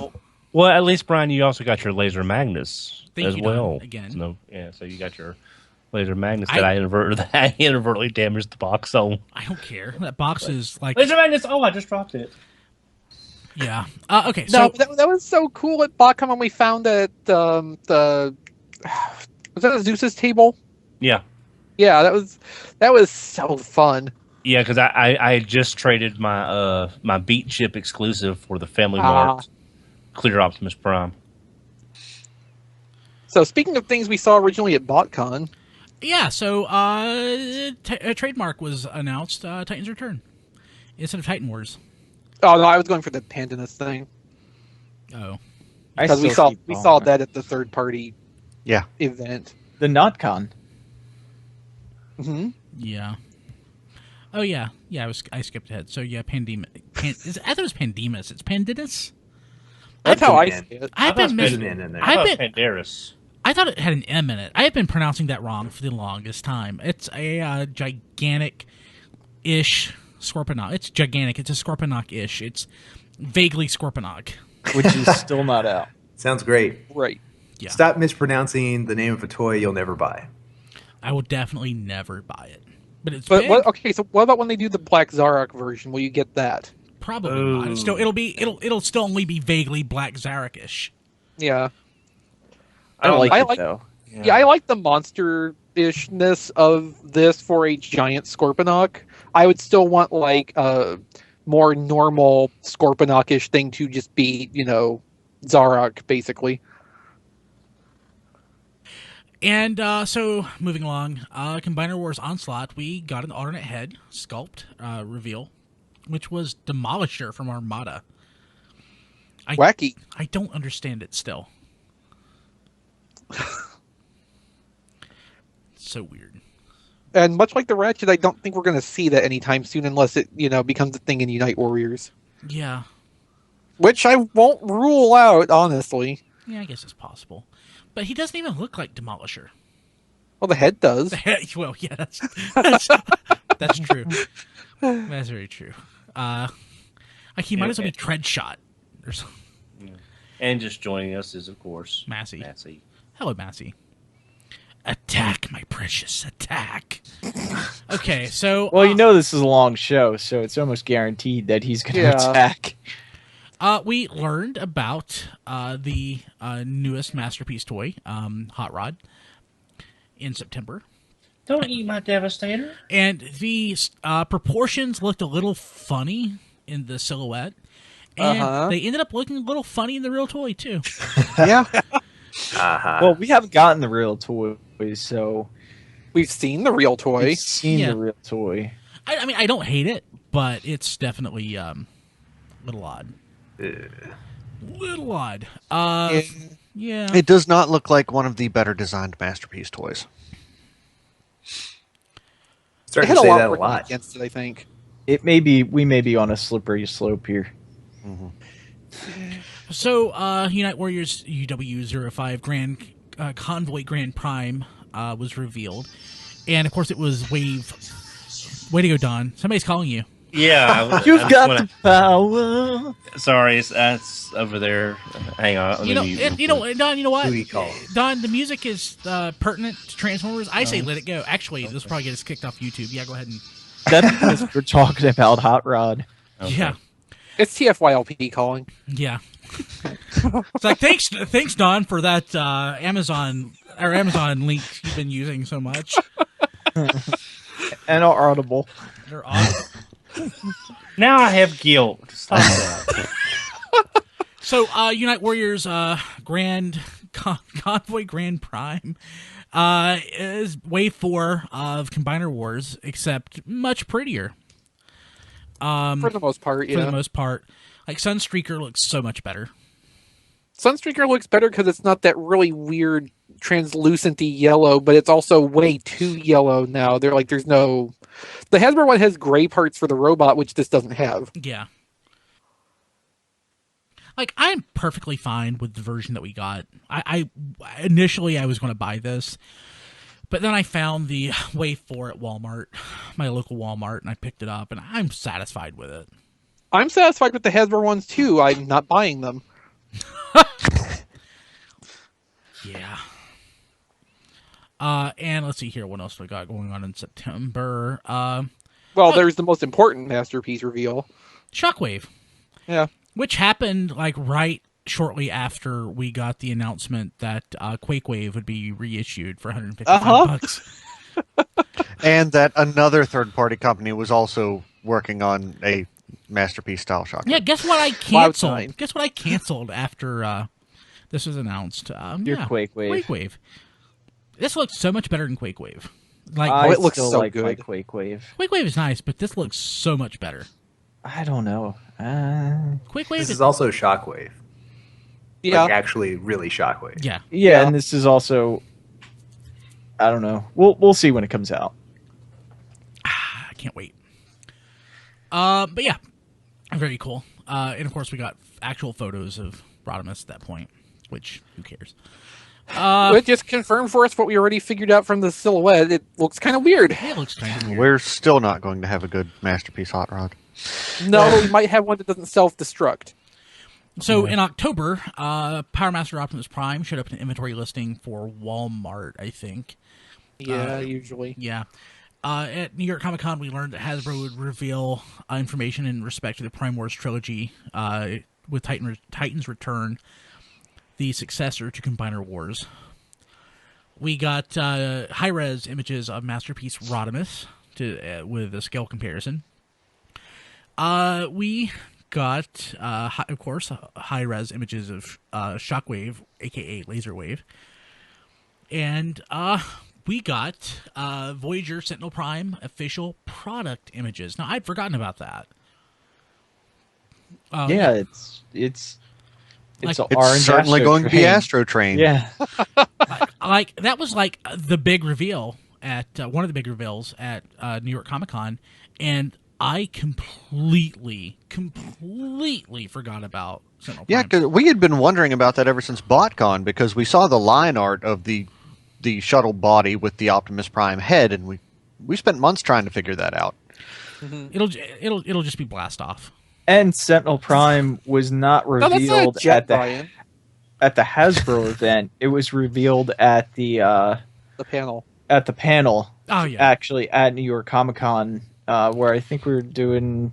That's right. I was at a friend's house playing D&D. I'm like, oh, they're not going to announce any new news because that was on Thursday, and I'm like, oh crap. It's New York Comic Con. They're not going to tell us anything new. Well, they already had the Hasbro event before that. Yeah. Okay. No, but I mean, that was cool. Like, they actually had the Sentinel Prime up there on the table, too, and everybody went and got pictures of it right afterward. And then I think Monday we finally got the press kit images. Yeah, that was, absolutely. So the BotCon 2016 box set, we learned about that very early, which, of course, it ended Weird, huh? I know. It ended up being CicadaCon.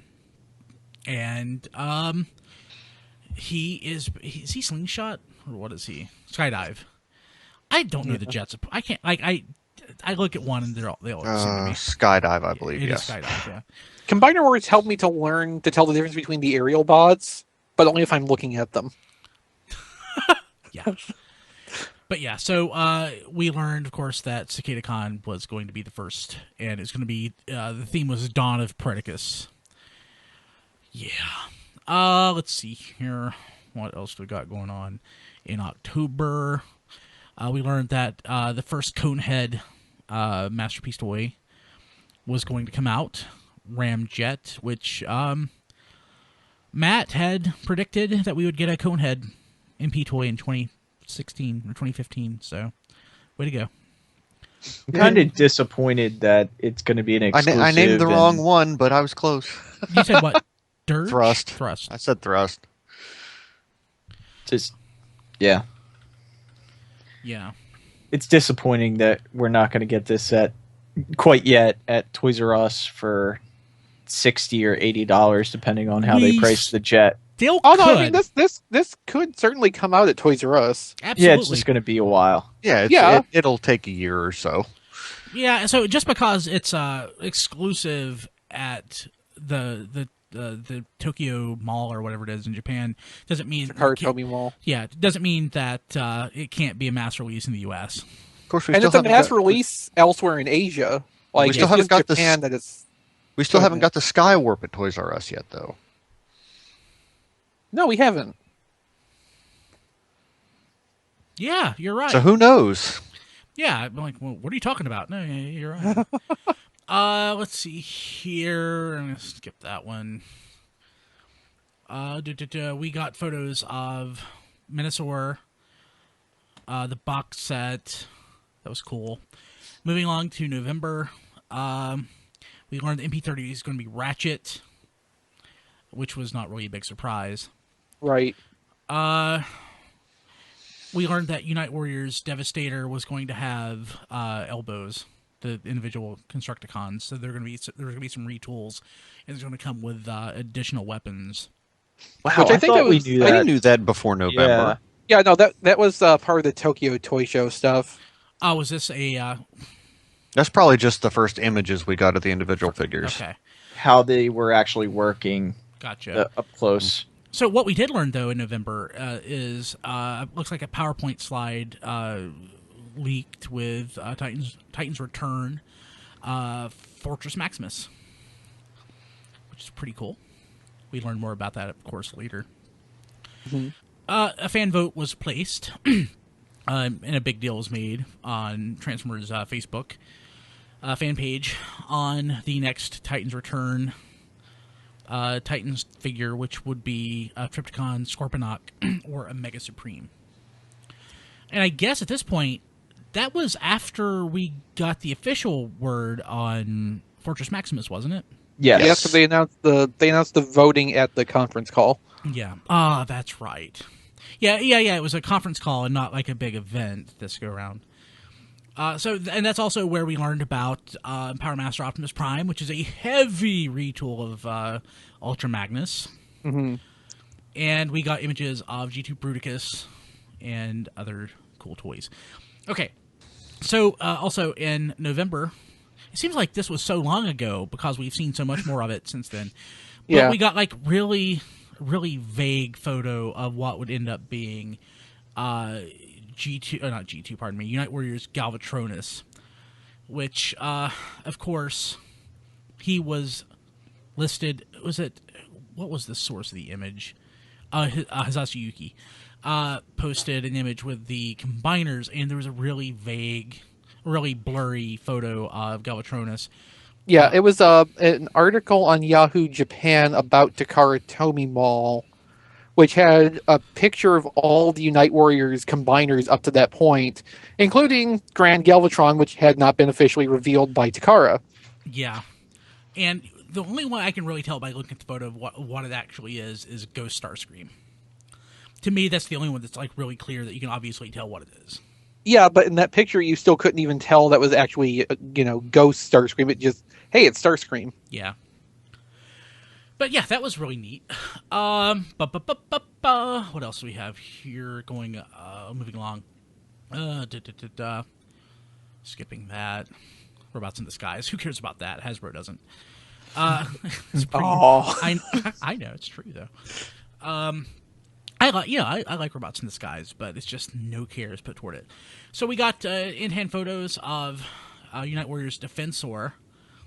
And so these are, of course, the best photos yet of Groove.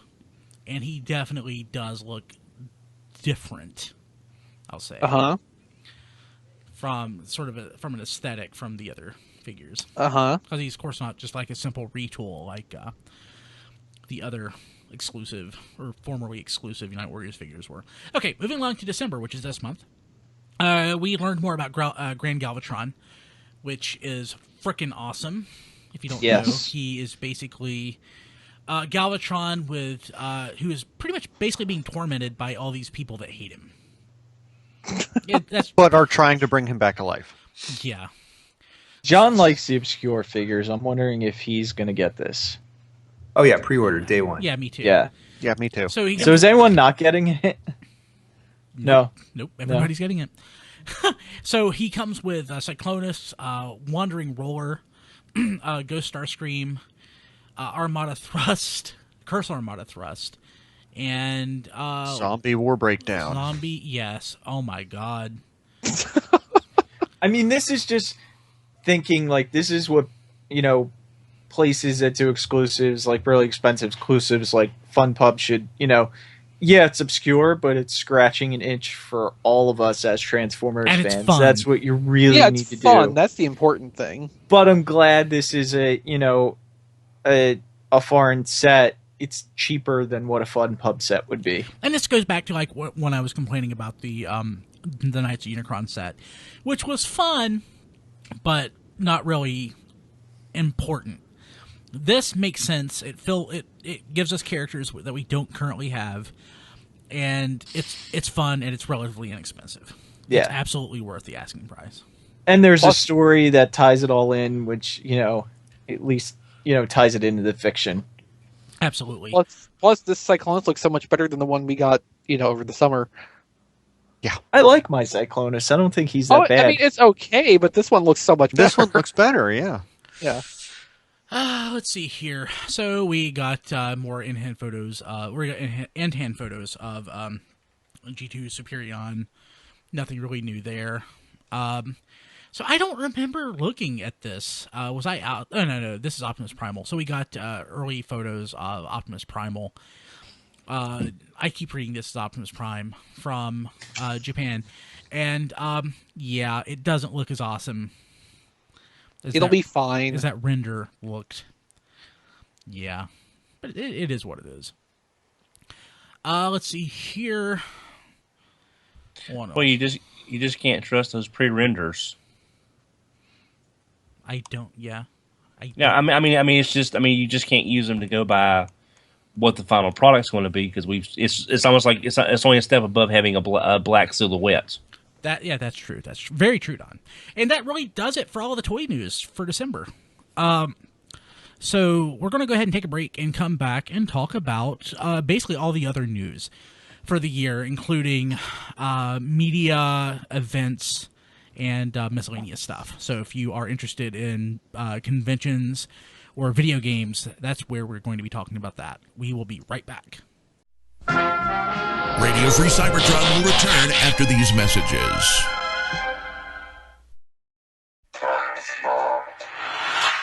This episode of Radio Free Cybertron is brought to you by Audible. For a free audiobook of your choice, go to audibletrial.com/RFC. Wake up! Battle Beast! Wood! Fire! Fire burns wood! Battle Beast! Fire! Water!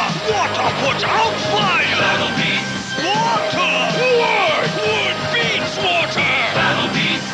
Collect every one of these incredible creatures to battle for fun. Just activate their battle badges.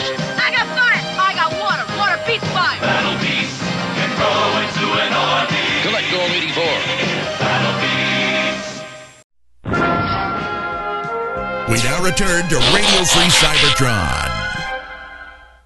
Okay, we are back. Right now we are covering media, comics, events, and miscellaneous from 2015. So, January, Robots in Disguise, we learned the cast list and main voice actors. And, of course, I hope you have watched the show in the past year. Yeah. I haven't. I haven't. Yeah. I haven't. Well, I did. I watched the first 2 episodes. I liked what I watched. I just haven't. 2 more than I've seen. Yeah. I really liked it. I just haven't had a chance to watch it because I don't have DVR. I don't have cable, so I've had to find it another means. Well, I've watched it, and Will Friedle does a really good job as Bumblebee. The whole voice cast does a really great job. So, kudos to that. Other than them getting stuck in a really crappy time slot. So also in January, and I love this right here. USA Today awards Transformers versus G.I. Joe as the most insane read of 2014. That's great. Yes, and here at the end of 2015, we have almost three whole additional issues out since then. I know. It's such a great book, though. So here's a big one. Hasbro files for trademarks on GoBots, securing names for toys, games, TV, DVDs, movies, and more. They've also, as we'll talk about later on, secured other trademarks again. So it's some interesting things are going to happen. The GoBots things I still don't get yet, but well, it's kind of weird because they have the rights to the names, but not the likenesses. Yeah, those are Bandai. Yeah, this was not that long, really, after we learned about the Machine Robo figures. So, but yeah, that's a Bandai licensee. I mean, I crazy things happen, but I don't see that happening. I would love it though. No, I mean, I think they were just securing their trademark. Oh, good point. Good call. Yeah, like they did for Machine Robot Rescue, so that couldn't be brought over from Japan. So in February, Hasbro and IDW celebrated 10 years of partnership by extending their relationship, which is awesome. Hooray! Yeah, 5 years ago, if you'd asked me if that was a good thing, I would say probably not. But now, well, 5 years ago was all Hail Megatron, wasn't it? Sure was. Yeah, but now we have good books. Yeah. So at the end of 2014, Transformers cartoons, the primary series, exited Netflix, but now they are available as of February on Hasbro's proprietary website. Is there an app for that as well? They're on Roku. They have a channel on Roku. Yeah. So is there a website then? I thought it was a website with an app. There may be an app. Yeah. Okay. But that was that's good. A friend of mine actually was telling me that he was watching them and he had a really great experience doing it recently. In March, there was a Robots in Disguise exhibit at the Indianapolis Children's Museum, which included toys from the Hartmans, etc. And we had the option to go to that, but we didn't. I forget. Well, nobody lives in that area. But there was, that was pretty cool. If I ever make it back to Indianapolis, I might go. In March, Robots in Disguise debuted on Cartoon Network in the U.S. Nobody watched it. Challenge of the GoBots Volume 2 was available on DVD with, of all things, RoboForce as an extra. I don't get it. But I love RoboForce. And we first learned about the possibility of a Transformers cinematic universe. Yeah. Great. Yeah. So we're not are we we're getting movies that are Transformers, maybe non-core Transformers movies, like that potential Bumblebee movie. But the cinematic universe that actually ended up popping up is in respect to G.I. Joe. Could there have been some... Yeah, that's a separate cinematic universe project. So is the... There's the Hasbro Cinematic Universe and the Transformers Cinematic Universe. So there is a specific... From what we understand now. There is a Transformers Cinematic Universe. One, the Hasbro story didn't negate the Transformers story. Right. Okay. Right. Okay, so in April... They were so pleased with Akiva Goldsman's work heading up the Transformers Cinematic Universe writer's room, they pulled him off of that to go work on the other one now. Yeah, you did a good job here. Let's see what you can do with everything else. Yeah. So, in April, we got photos of an unpublished Marvel Comics adaptation of Dweller in the Depths, which I think is super cool. But it's incomplete, right? We don't Yeah. So it's comic pages that the artist was selling at the convention. Now, is that the one that that was the same thing as it was either that or the big broadcast of 2006 that we did get? We did get that. Yeah, we got that. But was Dweller in the Depths going to be one of the ones we could have gotten? I think these were produced as filler backup stories. Okay, because I would really just never had a chance to use it. Because I really would have preferred Dweller in the Depths. But yeah, so it's I forgot how the big broadcast was presented, but it was hey, here's a story from the future, if I remember correctly. I think that was exactly it. Yeah. Here's a story from a future that doesn't exactly connect or make sense in context, but here you go. The Hasbro quarterly earnings call. Hasbro sells Jump, led by Transformers, Marvel, and Boys toy lines. This is, I guess, probably Q1 call. And the CEO, Brian Goldner, confirms the cinematic universe. And Paramount says Michael Bay is working on Transformers 5. Yes, as we start the on-again, off-again drama of whether Michael Bay is actually connected to Transformers 5 or not. We still don't know? No. Nice. We've only done this with all the other movies. I know. I know. I can venture a guess as to say he will be involved in some form or another, even if he's just producing it. Well, as of right now, our spies have not reported back seeing dump trucks full of money backing up to his front door. When we see that, Unfortunately, there we'll was a know. large, bald German man in the way, and they couldn't get a clear look. Very nice. Don, they don't do it that way anymore. It's just wire transfers because, that's way too much to Dump deposit. trucks full of money is funnier. Yeah, I mean, it has a more impactful image. In May, BotCon registration was delayed. Oh, yeah. Again? Considering that, the convention was in a month. June, Yeah. So, Transformers tapped Walking Dead writer Robert Kirkman for a spinoff and sequel, which is pretty cool. Kirkman is a pretty good writer. So registration for TFCon Charlotte went up that week. And of course, which wasn't until October. Yeah. And let's see here. It was so in 2014, the third-party ban at BotCon was sort of lax. So in 2015, it basically there was clarification that it was still in place. Picked up again. And picked up again. And if you were at BotCon, but it still wasn't enforced. Yeah. And of course, the week after all of that, BotCon registration did go live, and it unfortunately suffered numerous outages. Registration ended up going up in stages, and there was a $7 processing fee for that. Up from $3 last year.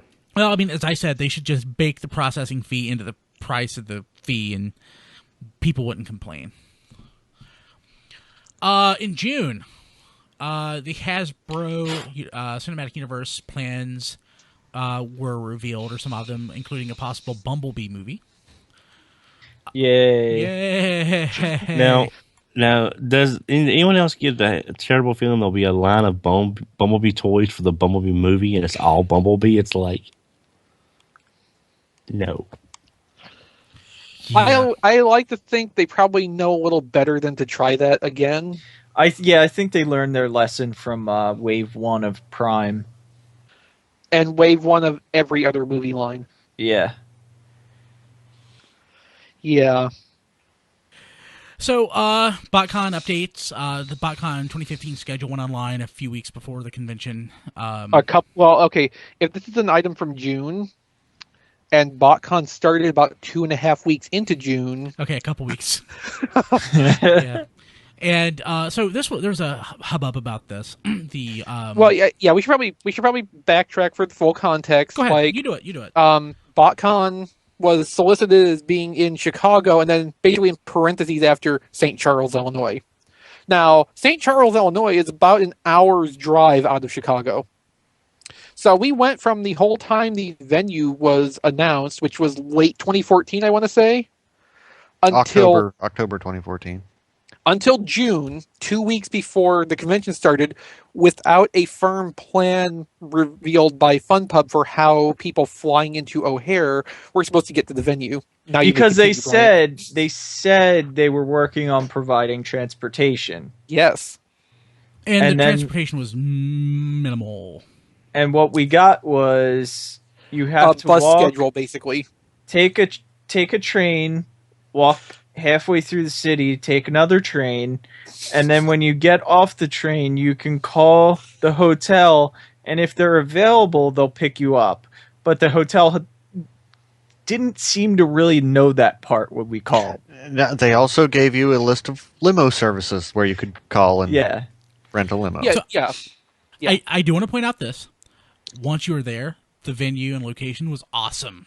Oh, sure. I very much liked Pheasant Run. It's my favorite location for a BotCon ever, except for the maybe food in the area was fantastic. Yeah. Yes. Portillo's. And again, that BotCon was my birthday weekend. Again, thank you to Brian and everybody that took me out for my birthday. That was an awesome. Weren't those strippers great, Don? I don't know. I fell asleep. Were they adults? I fell asleep like I did last time. So yeah. But in Don's defense, he had finished off a whole slab of ribs that we bought him for dinner. So True. And that apparently that video of Don was recorded, which I have yet to see. Oh yeah, Yes. I keep forgetting about that. Yes, I. For those of you who I need to don't go through know, my memory cards. yes, at BotCon, I sang karaoke. Unfortunately, the gentleman That's was on you. That's on YouTube. Yeah, That was TFCon, wasn't it? That was TFCon. Was that Was that okay? Yeah, you're right. I'm sorry. Yeah, we didn't do karaoke at BotCon. Yeah. Okay, so let's see here. Hasbro panel stuff again. Titan Wars was announced. Well, not exactly announced, but well, yeah, that was revealed. it was leaked. Was there any other media related stuff announced at the panel? Well, we haven't really talked about Transformers Devastation at all yet, so... Devastation was announced. It was leaked isn't the right word, I guess, but it showed up on Facebook was the first place I saw it. And that was after BotCon. And I saw it like... Well, it couldn't have been, though, because they were talking about Devastation at BotCon, and it wasn't a new thing then. Yeah. Well, so I saw it on a Saturday morning on Facebook. It got... Okay, I guess it was right before BotCon. I think Best Buy ended up revealing it accidentally by having a pre-order listing for it before it had been officially announced. What was the weekend of BotCon? 19th? 18, 19, 20, Okay, and so 21st. based on my memory, because I actually did some research on this one earlier today, I think the Devastation was revealed like the 14th. So it was right up there. And Devastation, basically, that was certainly announced. It was a big deal because it was a G1 game, and not like a quasi G1 game or a line continuity game like Fall of Cybertron and War for Cybertron, but it was a G1 game, and people were excited. So in July, SDCC happened, and the big announcement was Hasbro is partnering with Machinima to make a Combiner Wars animated series, and much more adult in tone. I was and still am afraid that it's going to be basically G.I. Joe Resolute, but with Transformers. Yeah. Yes, but with George Kerstick involved and other people who were behind Megas XLR, which was a fantastic, fun series, I still have some optimism. But I'll also say this. Combiner Wars is its own thing. It's not supposed to be a direct continuation of G1. What I hated about Resolute is it's a continuation of a Real American Hero, and it was thematically 180 degrees out of phase, and it was garbage. Okay, so that was my rant for Resolute for this episode, so take a drink. Yes, but you're entirely correct, so you're justified in having that. Okay, so in September, New York Comic Con happened. Nothing happened in August? Not that I can recall. No, it's at New York Comic Con's actually October. Yeah, that's true too. Okay. So I guess nothing happened in September either. So Michael Bay said, I have not committed to Transformers 5. That's not a no. And we learned around that time that BotCon 2016 was going to happen in Louisville, Kentucky. Yeah, on September 4th we learned that. Yeah, very early. Which may be the possible last BotCon. Well, we'll get there. So in October, again, Diecast pointed out, New York Comic Con, Combiner Wars Animated Series preview. Did you see a preview? No. It sounded like they were in the very early stages, which surprised me. I thought they were going to have like a preview or something, but they were just talking about like concepts and what they wanted to do with it. And, mentioning that it's going to be more adult themed. So that was pretty much it. You could tell they were in the very early stages. They did have like a promo reel, right? With like some stills from the comics and a lot of stuff they had with the like promos that they put together included stuff from like Devastation and stuff. Yeah. Mm-hmm. So, let's see here. So yeah, that certainly happened. November. So going back to what Diecast said a minute ago, Hasbro filed for a U.S. trademark application for Cybertron Con. Wonder what that means. So let's see here. Transformers Earth Wars revealed. New iOS and Android game beta featured toy-based models.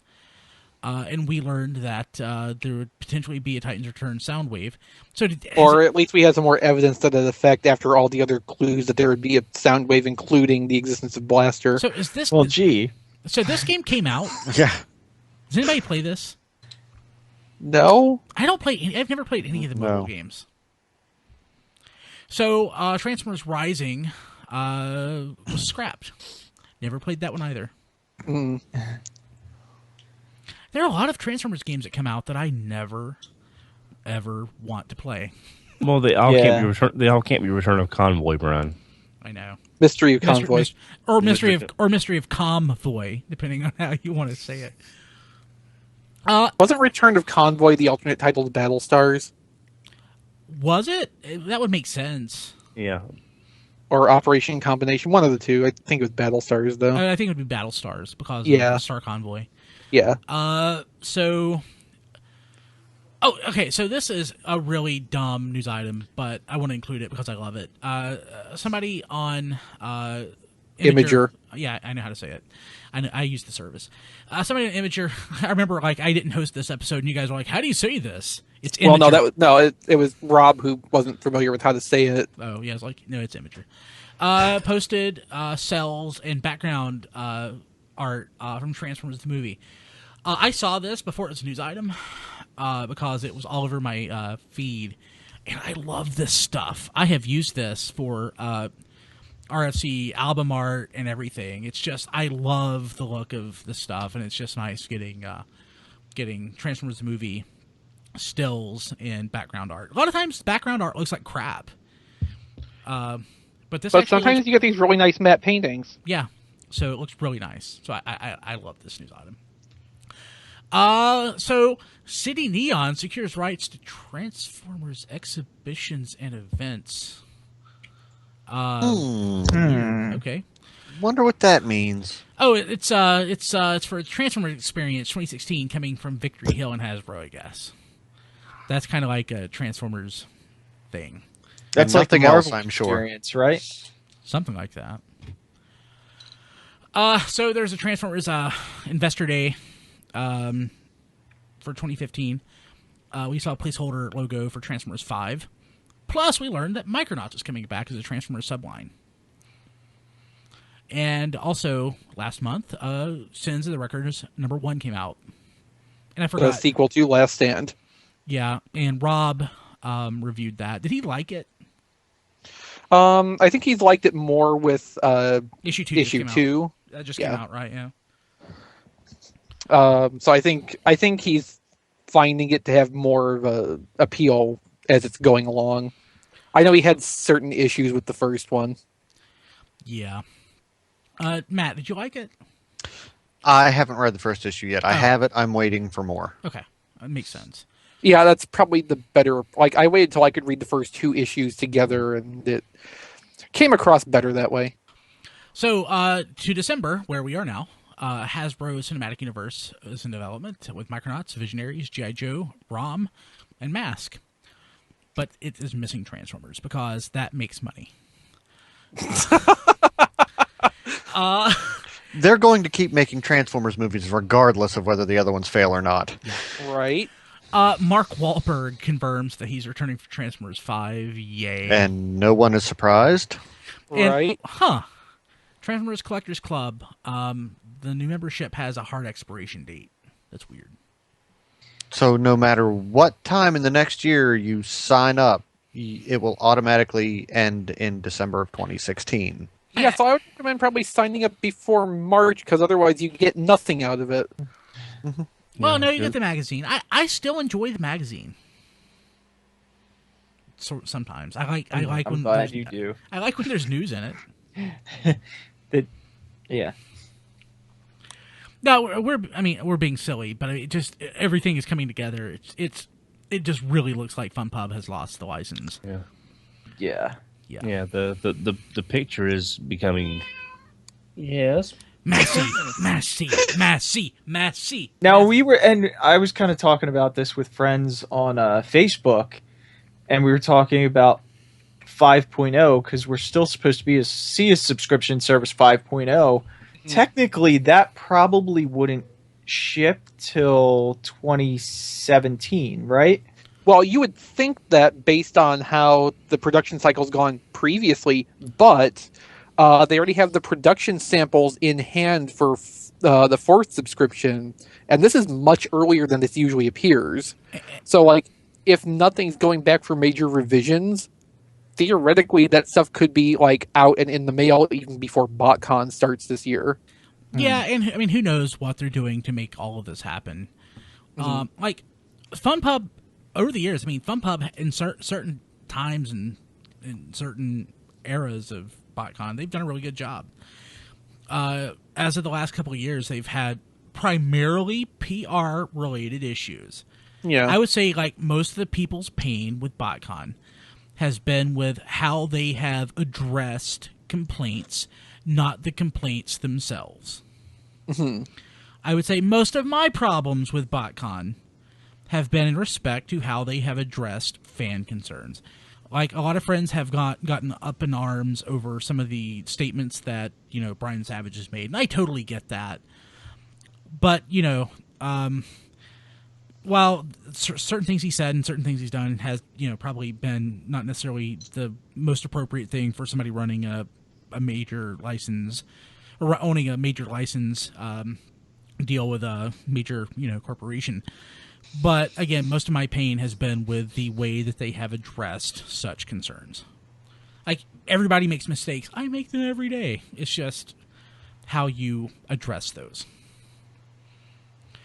Okay, so what else do we have? Okay, so More Than Meets the Eye wins Comics Alliance Award for continued excellence in serial comics. That's fantastic. And James Roberts takes the Comics Alliance Award for Outstanding Writer of 2015. So 5 years ago, 10 years ago, 20 years ago, would you ever think that a Transformers comic would win such an award, or that the Transformers writer would win such an award? Oh, no. No. It's like one of those things. As much as Budiansky probably deserved it, no. So it's one of those things. Like, back in the day, we used to basically grade Transformers comics on a curve. It's really cool that you don't have to grade stuff on a curve anymore. Well, maybe the Comics Alliance will give Budiansky an honorary award or something. And I mean, this is in like a day and age where people are paying a lot more attention to comic book properties too. Yeah, so that makes it even more impressive. Yeah, it's pretty amazing. So we kind of rushed through that, but that was pretty much all of the. Like, we glazed over a lot of stuff for Robots in Disguise, but it's not been the best year for Robots in Disguise, and we completely. Which is kind of sad since it's its first year. No. Other than 2, it's gonna get. And like anything like story related for the comics, we complete. I want to avoid spoilers for the comics in general. Other than like news items like that, I really just didn't want to cover comic related stuff because, you know, it's good stuff. You should read it. We don't want to spoil you. But also, Brian, don't forget Rescue Bots. There was nothing, because when the season ended earlier this year, there's been nothing for Rescue Bots even mentioned since the show ended early February, I believe. And like earlier, like Rescue Bots is such a weird spot. Like my friend Dusty, he and I were talking. He's like, "Well, what toys would you get for a Transformer toys would you get for a 3-year-old?" We have this Rescue Bots line, but I'm like, I wouldn't buy any of them. I wouldn't buy my kids a Transformer. You know, at this point, that's at that age. I don't know. I can't really recommend Rescue Bots toys for the most part. I've totally bought Rescue Bots toys for younger kids. I've bought some for myself too from the earlier waves, but like I just don't necessarily like any of the newer stuff, and I don't know that kids much care for it. My nephew kind of likes it; he's aware of it, but he's way more into Ninja Turtles. Way more into Ninja Turtles. I mean, so in that respect, we're basically living in 1988 all over again. Kinda. Yeah. Kids love Pretenders. Okay, so as far as media and stuff goes, that's it. We'll take a break and come back with our top picks for 2015. The Transformers, more than meets the eye. You're listening to Radio Free Cybertron, the original Transformers internet radio show. The Transformers, more than meets the eye. The Transformers, robots in disguise. We are back. It's time to round out the show with our superlatives from 2015. So this year, I'm asking the guys what their favorite toy is, their favorite comic issue, assuming they read comics, best overall news item for 2015, and predictions for 2015. So I'm going to start with the folks in the order that I see them on my screen. So Chris, you go first. Well, I think for favorite toy, I'm going to go with Combiner Wars Hotspot. Oh, cool. Because it was an all-around really strong toy, and Onslaught's technically a 2016 toy, so that's disqualified, even though it's a little bit better. But yeah, I mean, Hotspot really made an impression on me just for how solid the robot is, how posable it is. Even though it's a modern toy, it's not like a 2010 thing again. We're never going to have that back. But Hotspot comes so close to that level of quality, it really wowed me. For comic issue, I basically have a tie on this, which is issue 48, I think it was, of Robots in Disguise, which was the Buster and Doc team-up issue. Thundercracker's dog and Jetfire's little drone buddy, just because it was a really fun issue, and I kind of liked it because it really shows John Barber understands how dogs think, and you don't such an accurate depiction of dog behavior is not something you would ever expect to see in a Transformers comic. I haven't read this, but I need to. Yes, you do. Read the issues around it though, because it is part of the storyline. And then the other one on the other side of the toss-up is the Combiner Hunters one-shot on the basis of the art, which the line work is done by Sarah Peter DeRoche and colored by, I think, Yamaishi. And the two come together and just make this really, really beautiful visual style in this issue that I would like to see come up again at some point. Sarah is going to be the interior artist for Till All Are One, which starts in March or April, I think, of 2016. So hopefully somewhere in the course of that, that artist and colorist combination can come back. But between those two, one is great for the fun story, the other is great just visually. So kind of hard to pick just one. As far as the top news item for 2015, that's a harder one for me. I kind of think Titan's Return, just the general announcement of that is probably going to be it, because it felt for so long like third party was the only real outlet for ongoing master stuff to come back, but we're getting a whole main line of that, and that's really cool to me. The only downer of that is that whole fan vote thing and Scorponok being a choice on that, which means that's not going to happen in this line at all now. Sadness. Yeah. And what about prediction for 2016? I think we're going to get a lot more Transformers toys. Really good. Yeah, I agree. And Robots in Disguise will probably still be kind of irrelevant. Diecast, what about you? All right, favorite toy. I feel kind of dirty because I'm going to pick a third-party toy, and I feel like I should really have an official toy. If I had to pick an official toy, it would be the Combiner Wars Ultra Magnus.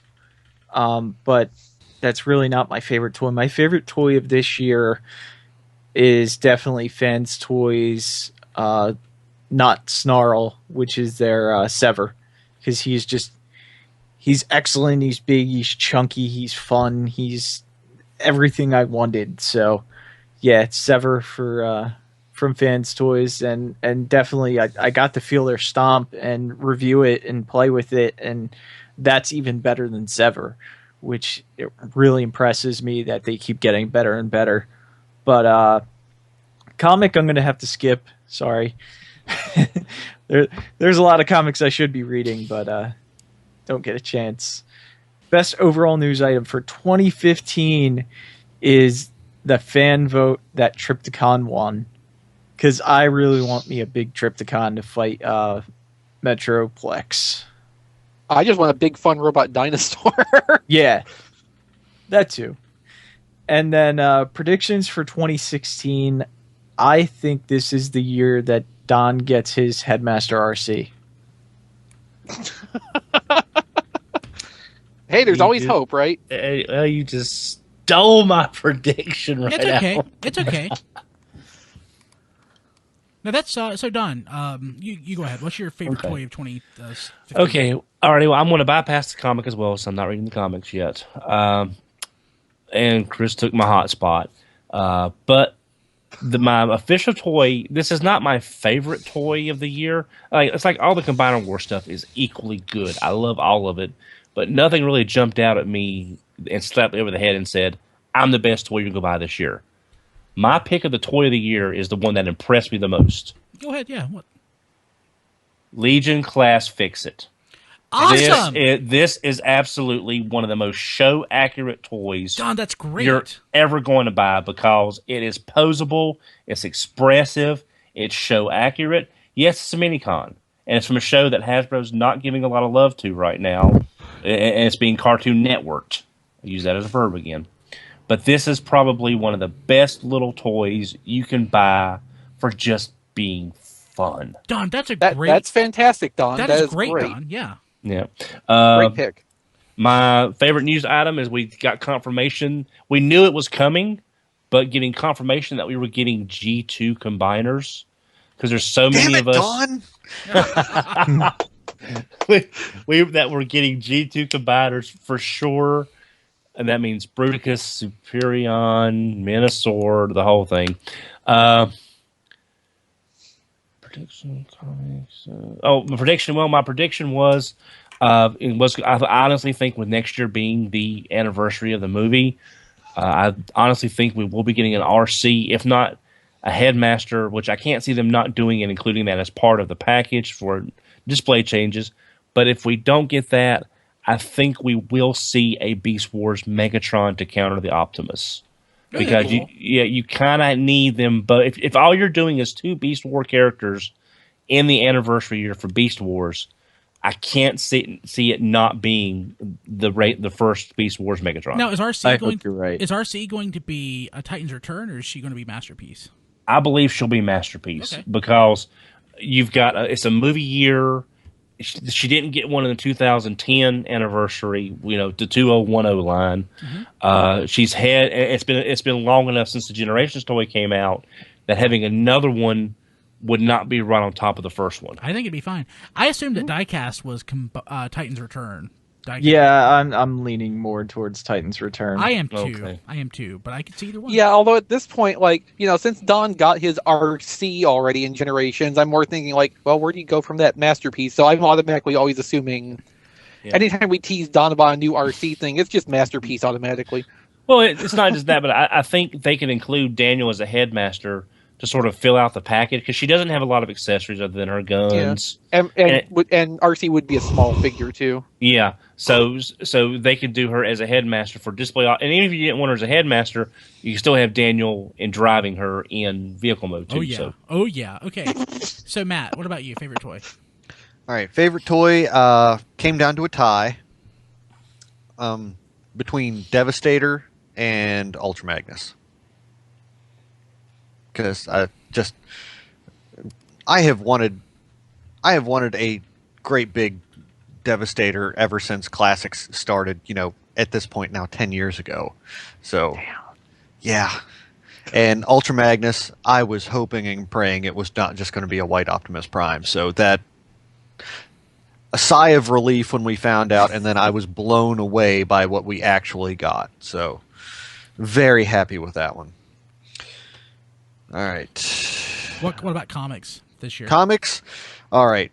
Favorite comic was formerly Robots in Disguise, now just the Transformers issue number 42, because that is the issue where immediately following a speech about morality, Optimus Prime then turns around and savagely beats a defenseless Prowl who is handcuffed. Just Optimus Prime is just the worst character in IDW. Although Prowl did have it coming. Yeah, and this issue just shows how horrible both those characters are. Is that the same Prowl that became Devastator's head? Yes. Yeah. Okay. All right. Best overall news item Well, Don took mine, so I'll go with based on the current quality, 10 more years of IDW.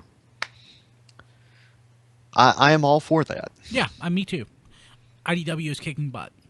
Yeah. Is that how long they signed it for? 10 years?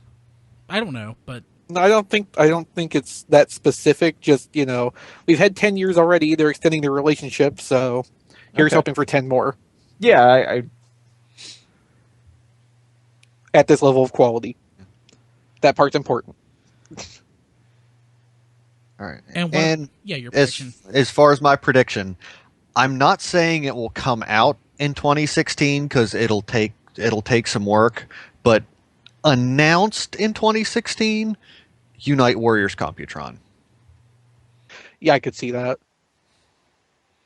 Oh, that's a good and one. we never get it in the U.S. I would just I would pre-order that one though. Wow. Based on the fact that we got Groove and everybody's 99.9% sure we're going to get a shuttle blast off, I can see Takara working out the rest of the Technobot team. At least their Scattershot will probably have the combiner head painted the right color. Mm-hmm. And, I mean, just the fact that they've done Grand Galvatron to do something with the Cyclonus that they have. So they have a Scattershot. I'm sure they will do something with that. You mentioned Blast Off. Are you saying Blast Off would be used for Strafe? No, the fact that we're pretty sure we're going to get a Space Shuttle Blastoff for Bruticus. Oh, that we Takara, got a Motorcycle Groove for Defensor. Oh, that Takara is more likely that Takara to do that. will go the extra mile and just make Gotcha. their own figures. Gotcha, that makes sense.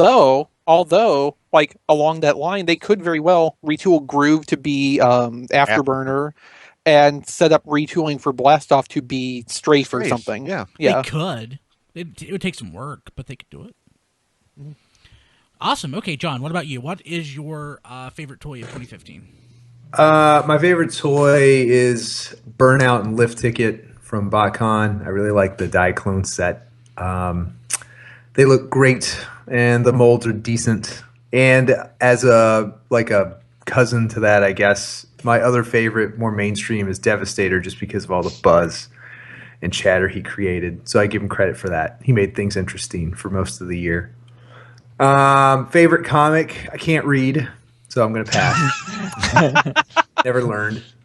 Best overall news item, I would say it's the 1980s brand Movieverse. Please, God, just let a shred of that actually happen, and I will be a happy man. Because I really want Hasbro to have more than Transformers, My Little Pony, Nerf. I want them to build some of these other legacy brands up. And if they use the brand blueprint that they tout worked for My Little Pony, maybe it will work. I don't know. They say they've boiled down to a science whatever they did with My Little Pony, and they're going to apply it to other brands. So maybe this is that thing. I can only see that being a disaster. Well, you're going to get a lot of equivalent of bronies in these a lot of cross-gender fans, a lot of female G.I. Joe fans. I can smell it. Micronauts. No, I just women. envision if they think they've boiled down how My Little Pony was successful, they're basically going to try to make success by committee, and it's not going to work again. My Little Pony was a fluke. Well, I hope you're wrong. I hope they're right. Anyway, well, the thing is that they can't do it on the cheap. They're going to have to get the right voice actors and actually put effort into it, and not just say, we'll do this, what made it a success, but we'll do it as cheap as possible and not put any effort into it. As an aside to the voice actors thing, I watched the pilot of Mask the other day, which is a terrible pilot, one, because it just jumps in to the story, which is not good for a pilot. And second, I forgot how terrible the voice acting was. Don, for shame. Mask has the worst voice acting. I remember the show fondly because of the vehicles, the transformations, what the masks did. You had play patterns both in and out of the vehicles. I never said the cartoon was great. Go watch it. He likes my punishment for you. I watched it. I grew up with it. I watched it when it was on television. I have it recorded on cassette tape. tfradio.net/Amazon. Also. And then let's see, predictions for 2016. I think Takara needs some mojo back in the Masterpiece line. So I think 2016, come hell or high water, is the year that they give us Jazz, or at least announce it, show it off. Like they need some magic back in Masterpiece. So I think this is it. They got to do something.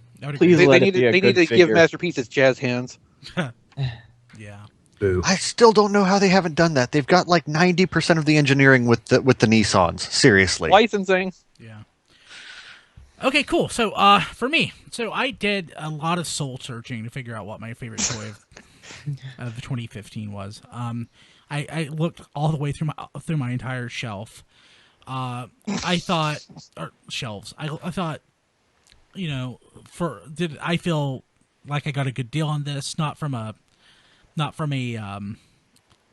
aftermarket perspective, but do I feel I got value from the toy? Do I feel that it was overpriced for what it was? Like I had to put a lot of thought into it, and when it boiled down to it, I think my favorite toy overall from 2015 was Combiner Wars Ultra Magnus. Very nice toy. Of all of the toys in that price point, it's by far my favorite. The fact that he includes Minimus Ambus. Oh, thanks, John. The fact that I've been typing the stuff as we go, and John's typing this for me because he's awesome. The fact that he came with Minimus Ambus, he's very cool. Included, he is definitely not G1 Ultra Magnus. He is so much better than G1 Ultra Magnus. It's ultimately my Minimus ass bus. That's what John wrote. But great toy, love it. Fun transformation, and I'm super excited about the Power Master Prime that we're getting out of it. Favorite comic issue: Transformers G.I. Joe versus G.I. Joe number 7, which was the crazy ass issue with Scarlet in the basically in like this psychotic hellhole. She was trying to she was programmed into thinking that everything she knew was a lie, and it was just crazy. And considering the comic is insane as can be, this took it to another level, and I loved it so much. We reviewed it. Like, for a crazy comic, what it had to do to become more crazy was to actually have a linear story, which is like the first time that issue in it that it happened. That's true. That's true. But we reviewed it on Fanboys versus Transformers earlier this year, and we'll link to that in the show notes. Best overall news item? The thing that excited me the most, not saying it's the best item, but news item, Transformers Devastation. I was so excited about Transformers Devastation. So excited. And my hopes and dreams were dashed once I actually played it. But it was such a big deal for me that we're going to get a real-ish G1 game. I was super, super, super stoked. Probably overbuilt my expectations. And but that was the biggest news item for me all year. And my prediction for 2015, we are probably going to get tired of Headmasters. No. Ever. I'm not getting tired of them. I kind of resent them because Power Master Optimus isn't going to get to be properly a Power Master. Yeah, it's weird. But you know what? I look forward to getting tired of them. So for predictions, I have a couple predictions I want to throw out to see if you guys think they'll happen or not. Sure. Well, one in particular.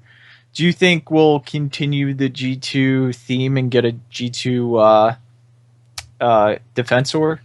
I sure hope so. I hope so. I hope so, but the fact that they've already shown Superion and Minosaur and then jumped straight to Bruticus, I think doesn't bode well. Oh, yeah, I think they're probably... My suspicion on that is that they're trying to figure out how to work Groove into it. I hope you're right. I think that's a really good thought. What I would like to see after Defensors, I would like to see third G2 versions of characters that we didn't get G2 versions of, kind of like they're doing with Power Glide and Blackjack. Yeah. So maybe like Skyrain, or whatever else. G2 Skylinks. I would love it. I would buy. Somehow I think it would just be black, though.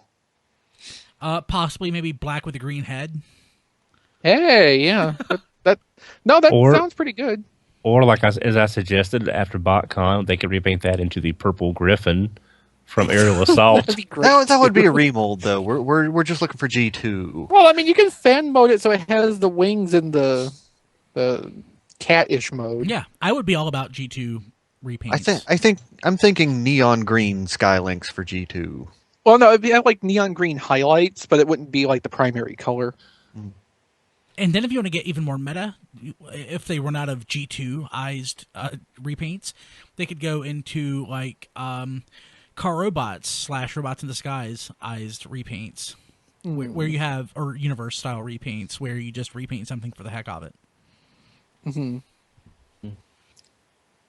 Oh, Brian, one thing that I forgot to mention was my... I got surprised up on Fix-It. It was my third-party toy of the year. And sure. Real quick, just wanted to point out, y'all, everyone knows what it is.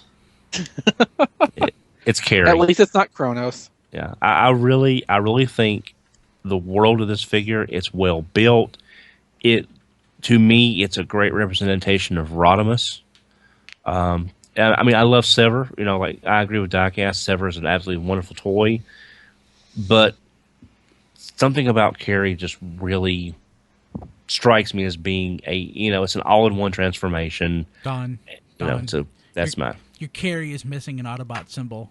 That's what I was just going to say. I have one thing missing on your Carrie. I don't have. I cannot find I have one sheet of repo labels, symbols, and I do not know where it's at. So I'm going to have to get some at some point. Cool. So Diecast, you said you had a couple of predictions. Do you have anything besides that one? I feel like I should have a masterpiece prediction, and some reason my mind's telling me Hound, but I'm not sure. Yeah, I could see it. I had a masterpiece Inferno prediction just because we have third parties that are just getting ready to put them out. I'm kind of expecting a Takara announcement any day now. I can see that. That would be, especially because that's really good for repaints because you can get, so many things out of that. Oh, absolutely. I'm more thinking, like, just because, like, Hot Rod's setting the pattern, maybe we're going to see some 86 stuff hit Masterpiece besides that. Again, with next year being the movie anniversary, that could be tying into that as well. I just hope they look better than Hot Rod. I mean, if you think about, like, we're getting Shockwave as the large masterpiece for the early part of the year, but there's still a space for one later in the year. That could be your Galvatron, because we already have Ultra Magnus. Yeah. And maybe somewhere in the middle, maybe get a Cyclonus. Cool. Yeah. Very possible. Guys, what else? I think we did a pretty good job of recapping 2015. Yeah. Mm-hmm. God, we did such a fantastic job. We are the best. Sorry, caffeine is kicking in. About time. I know, right? I need to be up. I'll probably spend several hours editing this, so we'll see how that works. All tonight. No. This hopefully, I guess, won't go up until Friday. So actually 1/1 spoilers. I'm recording this December 29th. So. Guys, thank you so much. It's been a great year. We have done a lot. We've accomplished a lot. I'm really. It's only 6 weeks until Toy Fair. I know. I'm really looking forward to it. We should send somebody else with Diecast. We should see if somebody else can go up. Hey, Matt. Yeah, because I don't work. I don't work. 6 days a week or anything. Yeah. Well, and you didn't, have a taste of running around covering stuff at BotCon this year either. Yeah. Or chasing Diecast around a convention hall. Yeah. Oh, that would be fun. Yeah. But but in that case, we would actually need to send a third person just to video Matt chasing Diecast around. Kim says I should go, but if I went, how would we do a live stream? Exactly. Yeah. So that would be fun. Diecast and I running around Toy Fair, breaking stuff. That would be awesome. and of course, Brian, is the new Deathy. Yes. And of course, Brian, I guess we need to thank all of our listeners and fans for sticking with Why? us. What'd they ever do for us? No, I'm kidding. Thank you, listeners and fans, for sticking by us and spending. And And thanks for watching us using our and- Amazon link, tfradio.net/Amazon. Yeah. Thank you so Since much. Obviously, I don't, and it's my fault. So there. I need you to help bail me out with Kilby, okay? Awesome, guys. Well, I guess we will be back. So this is posting on 1/1. We're not going to have an RFC official the first week of January. No show on the 6th, basically. Yeah, so we'll return on the 13th. But we'll have stuff between now and then. We'll have at least one mini-cast. Actually, probably one mini-cast. And Hey, who knows what else? And there will be superhero time content, too. Yeah, absolutely. And don't we have enough of stuff upcoming for There Goes My Money, or is it still not enough out there to do? There's plenty out there. He just doesn't want Diecast to do is it. just lazy. He just doesn't want to do it. Well, if someone else can host, I'll do it. I have a couple reviews to do too, so that we should have up before the next show. Then sometime if we want to do it next week, if someone else can host it, I'll look up some stuff that's coming out, or Diecast can send me a list and I'll. Don, I can walk you through how to set up the thing for Diecast, and we could totally make this happen. Okay. Yeah. Don sets it up, and then I just show up, and then we run it. Don sets up the show notes.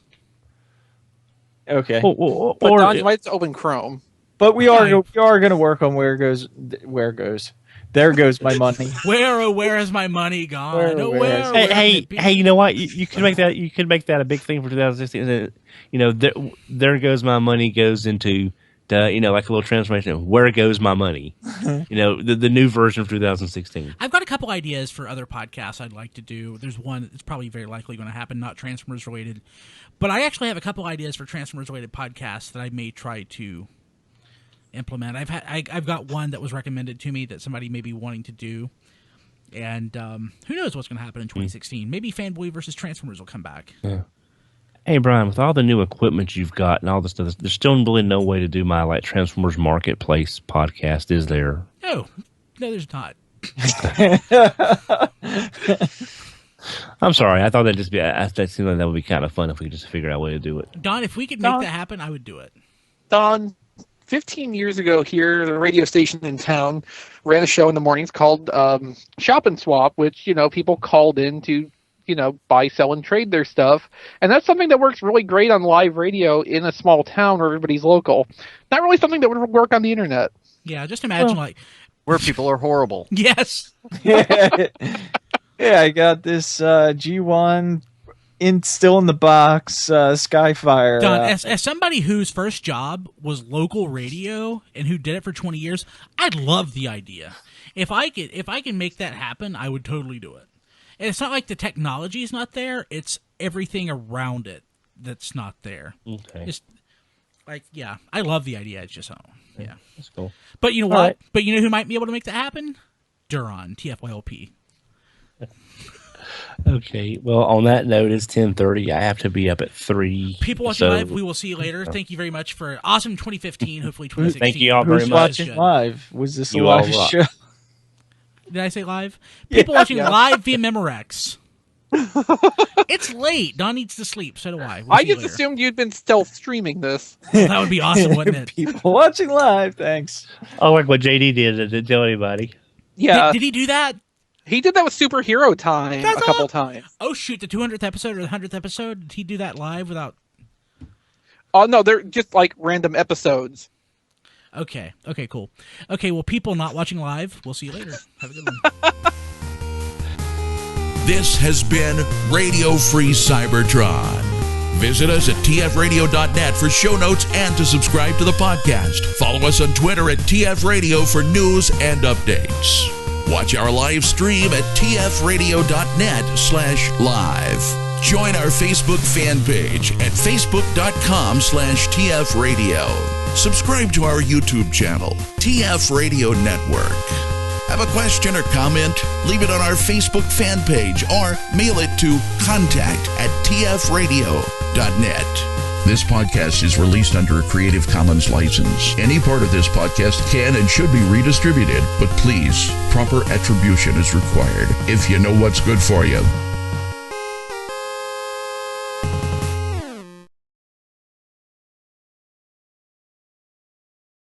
Jeez, when are these guys ever going to move out of their parents' basements?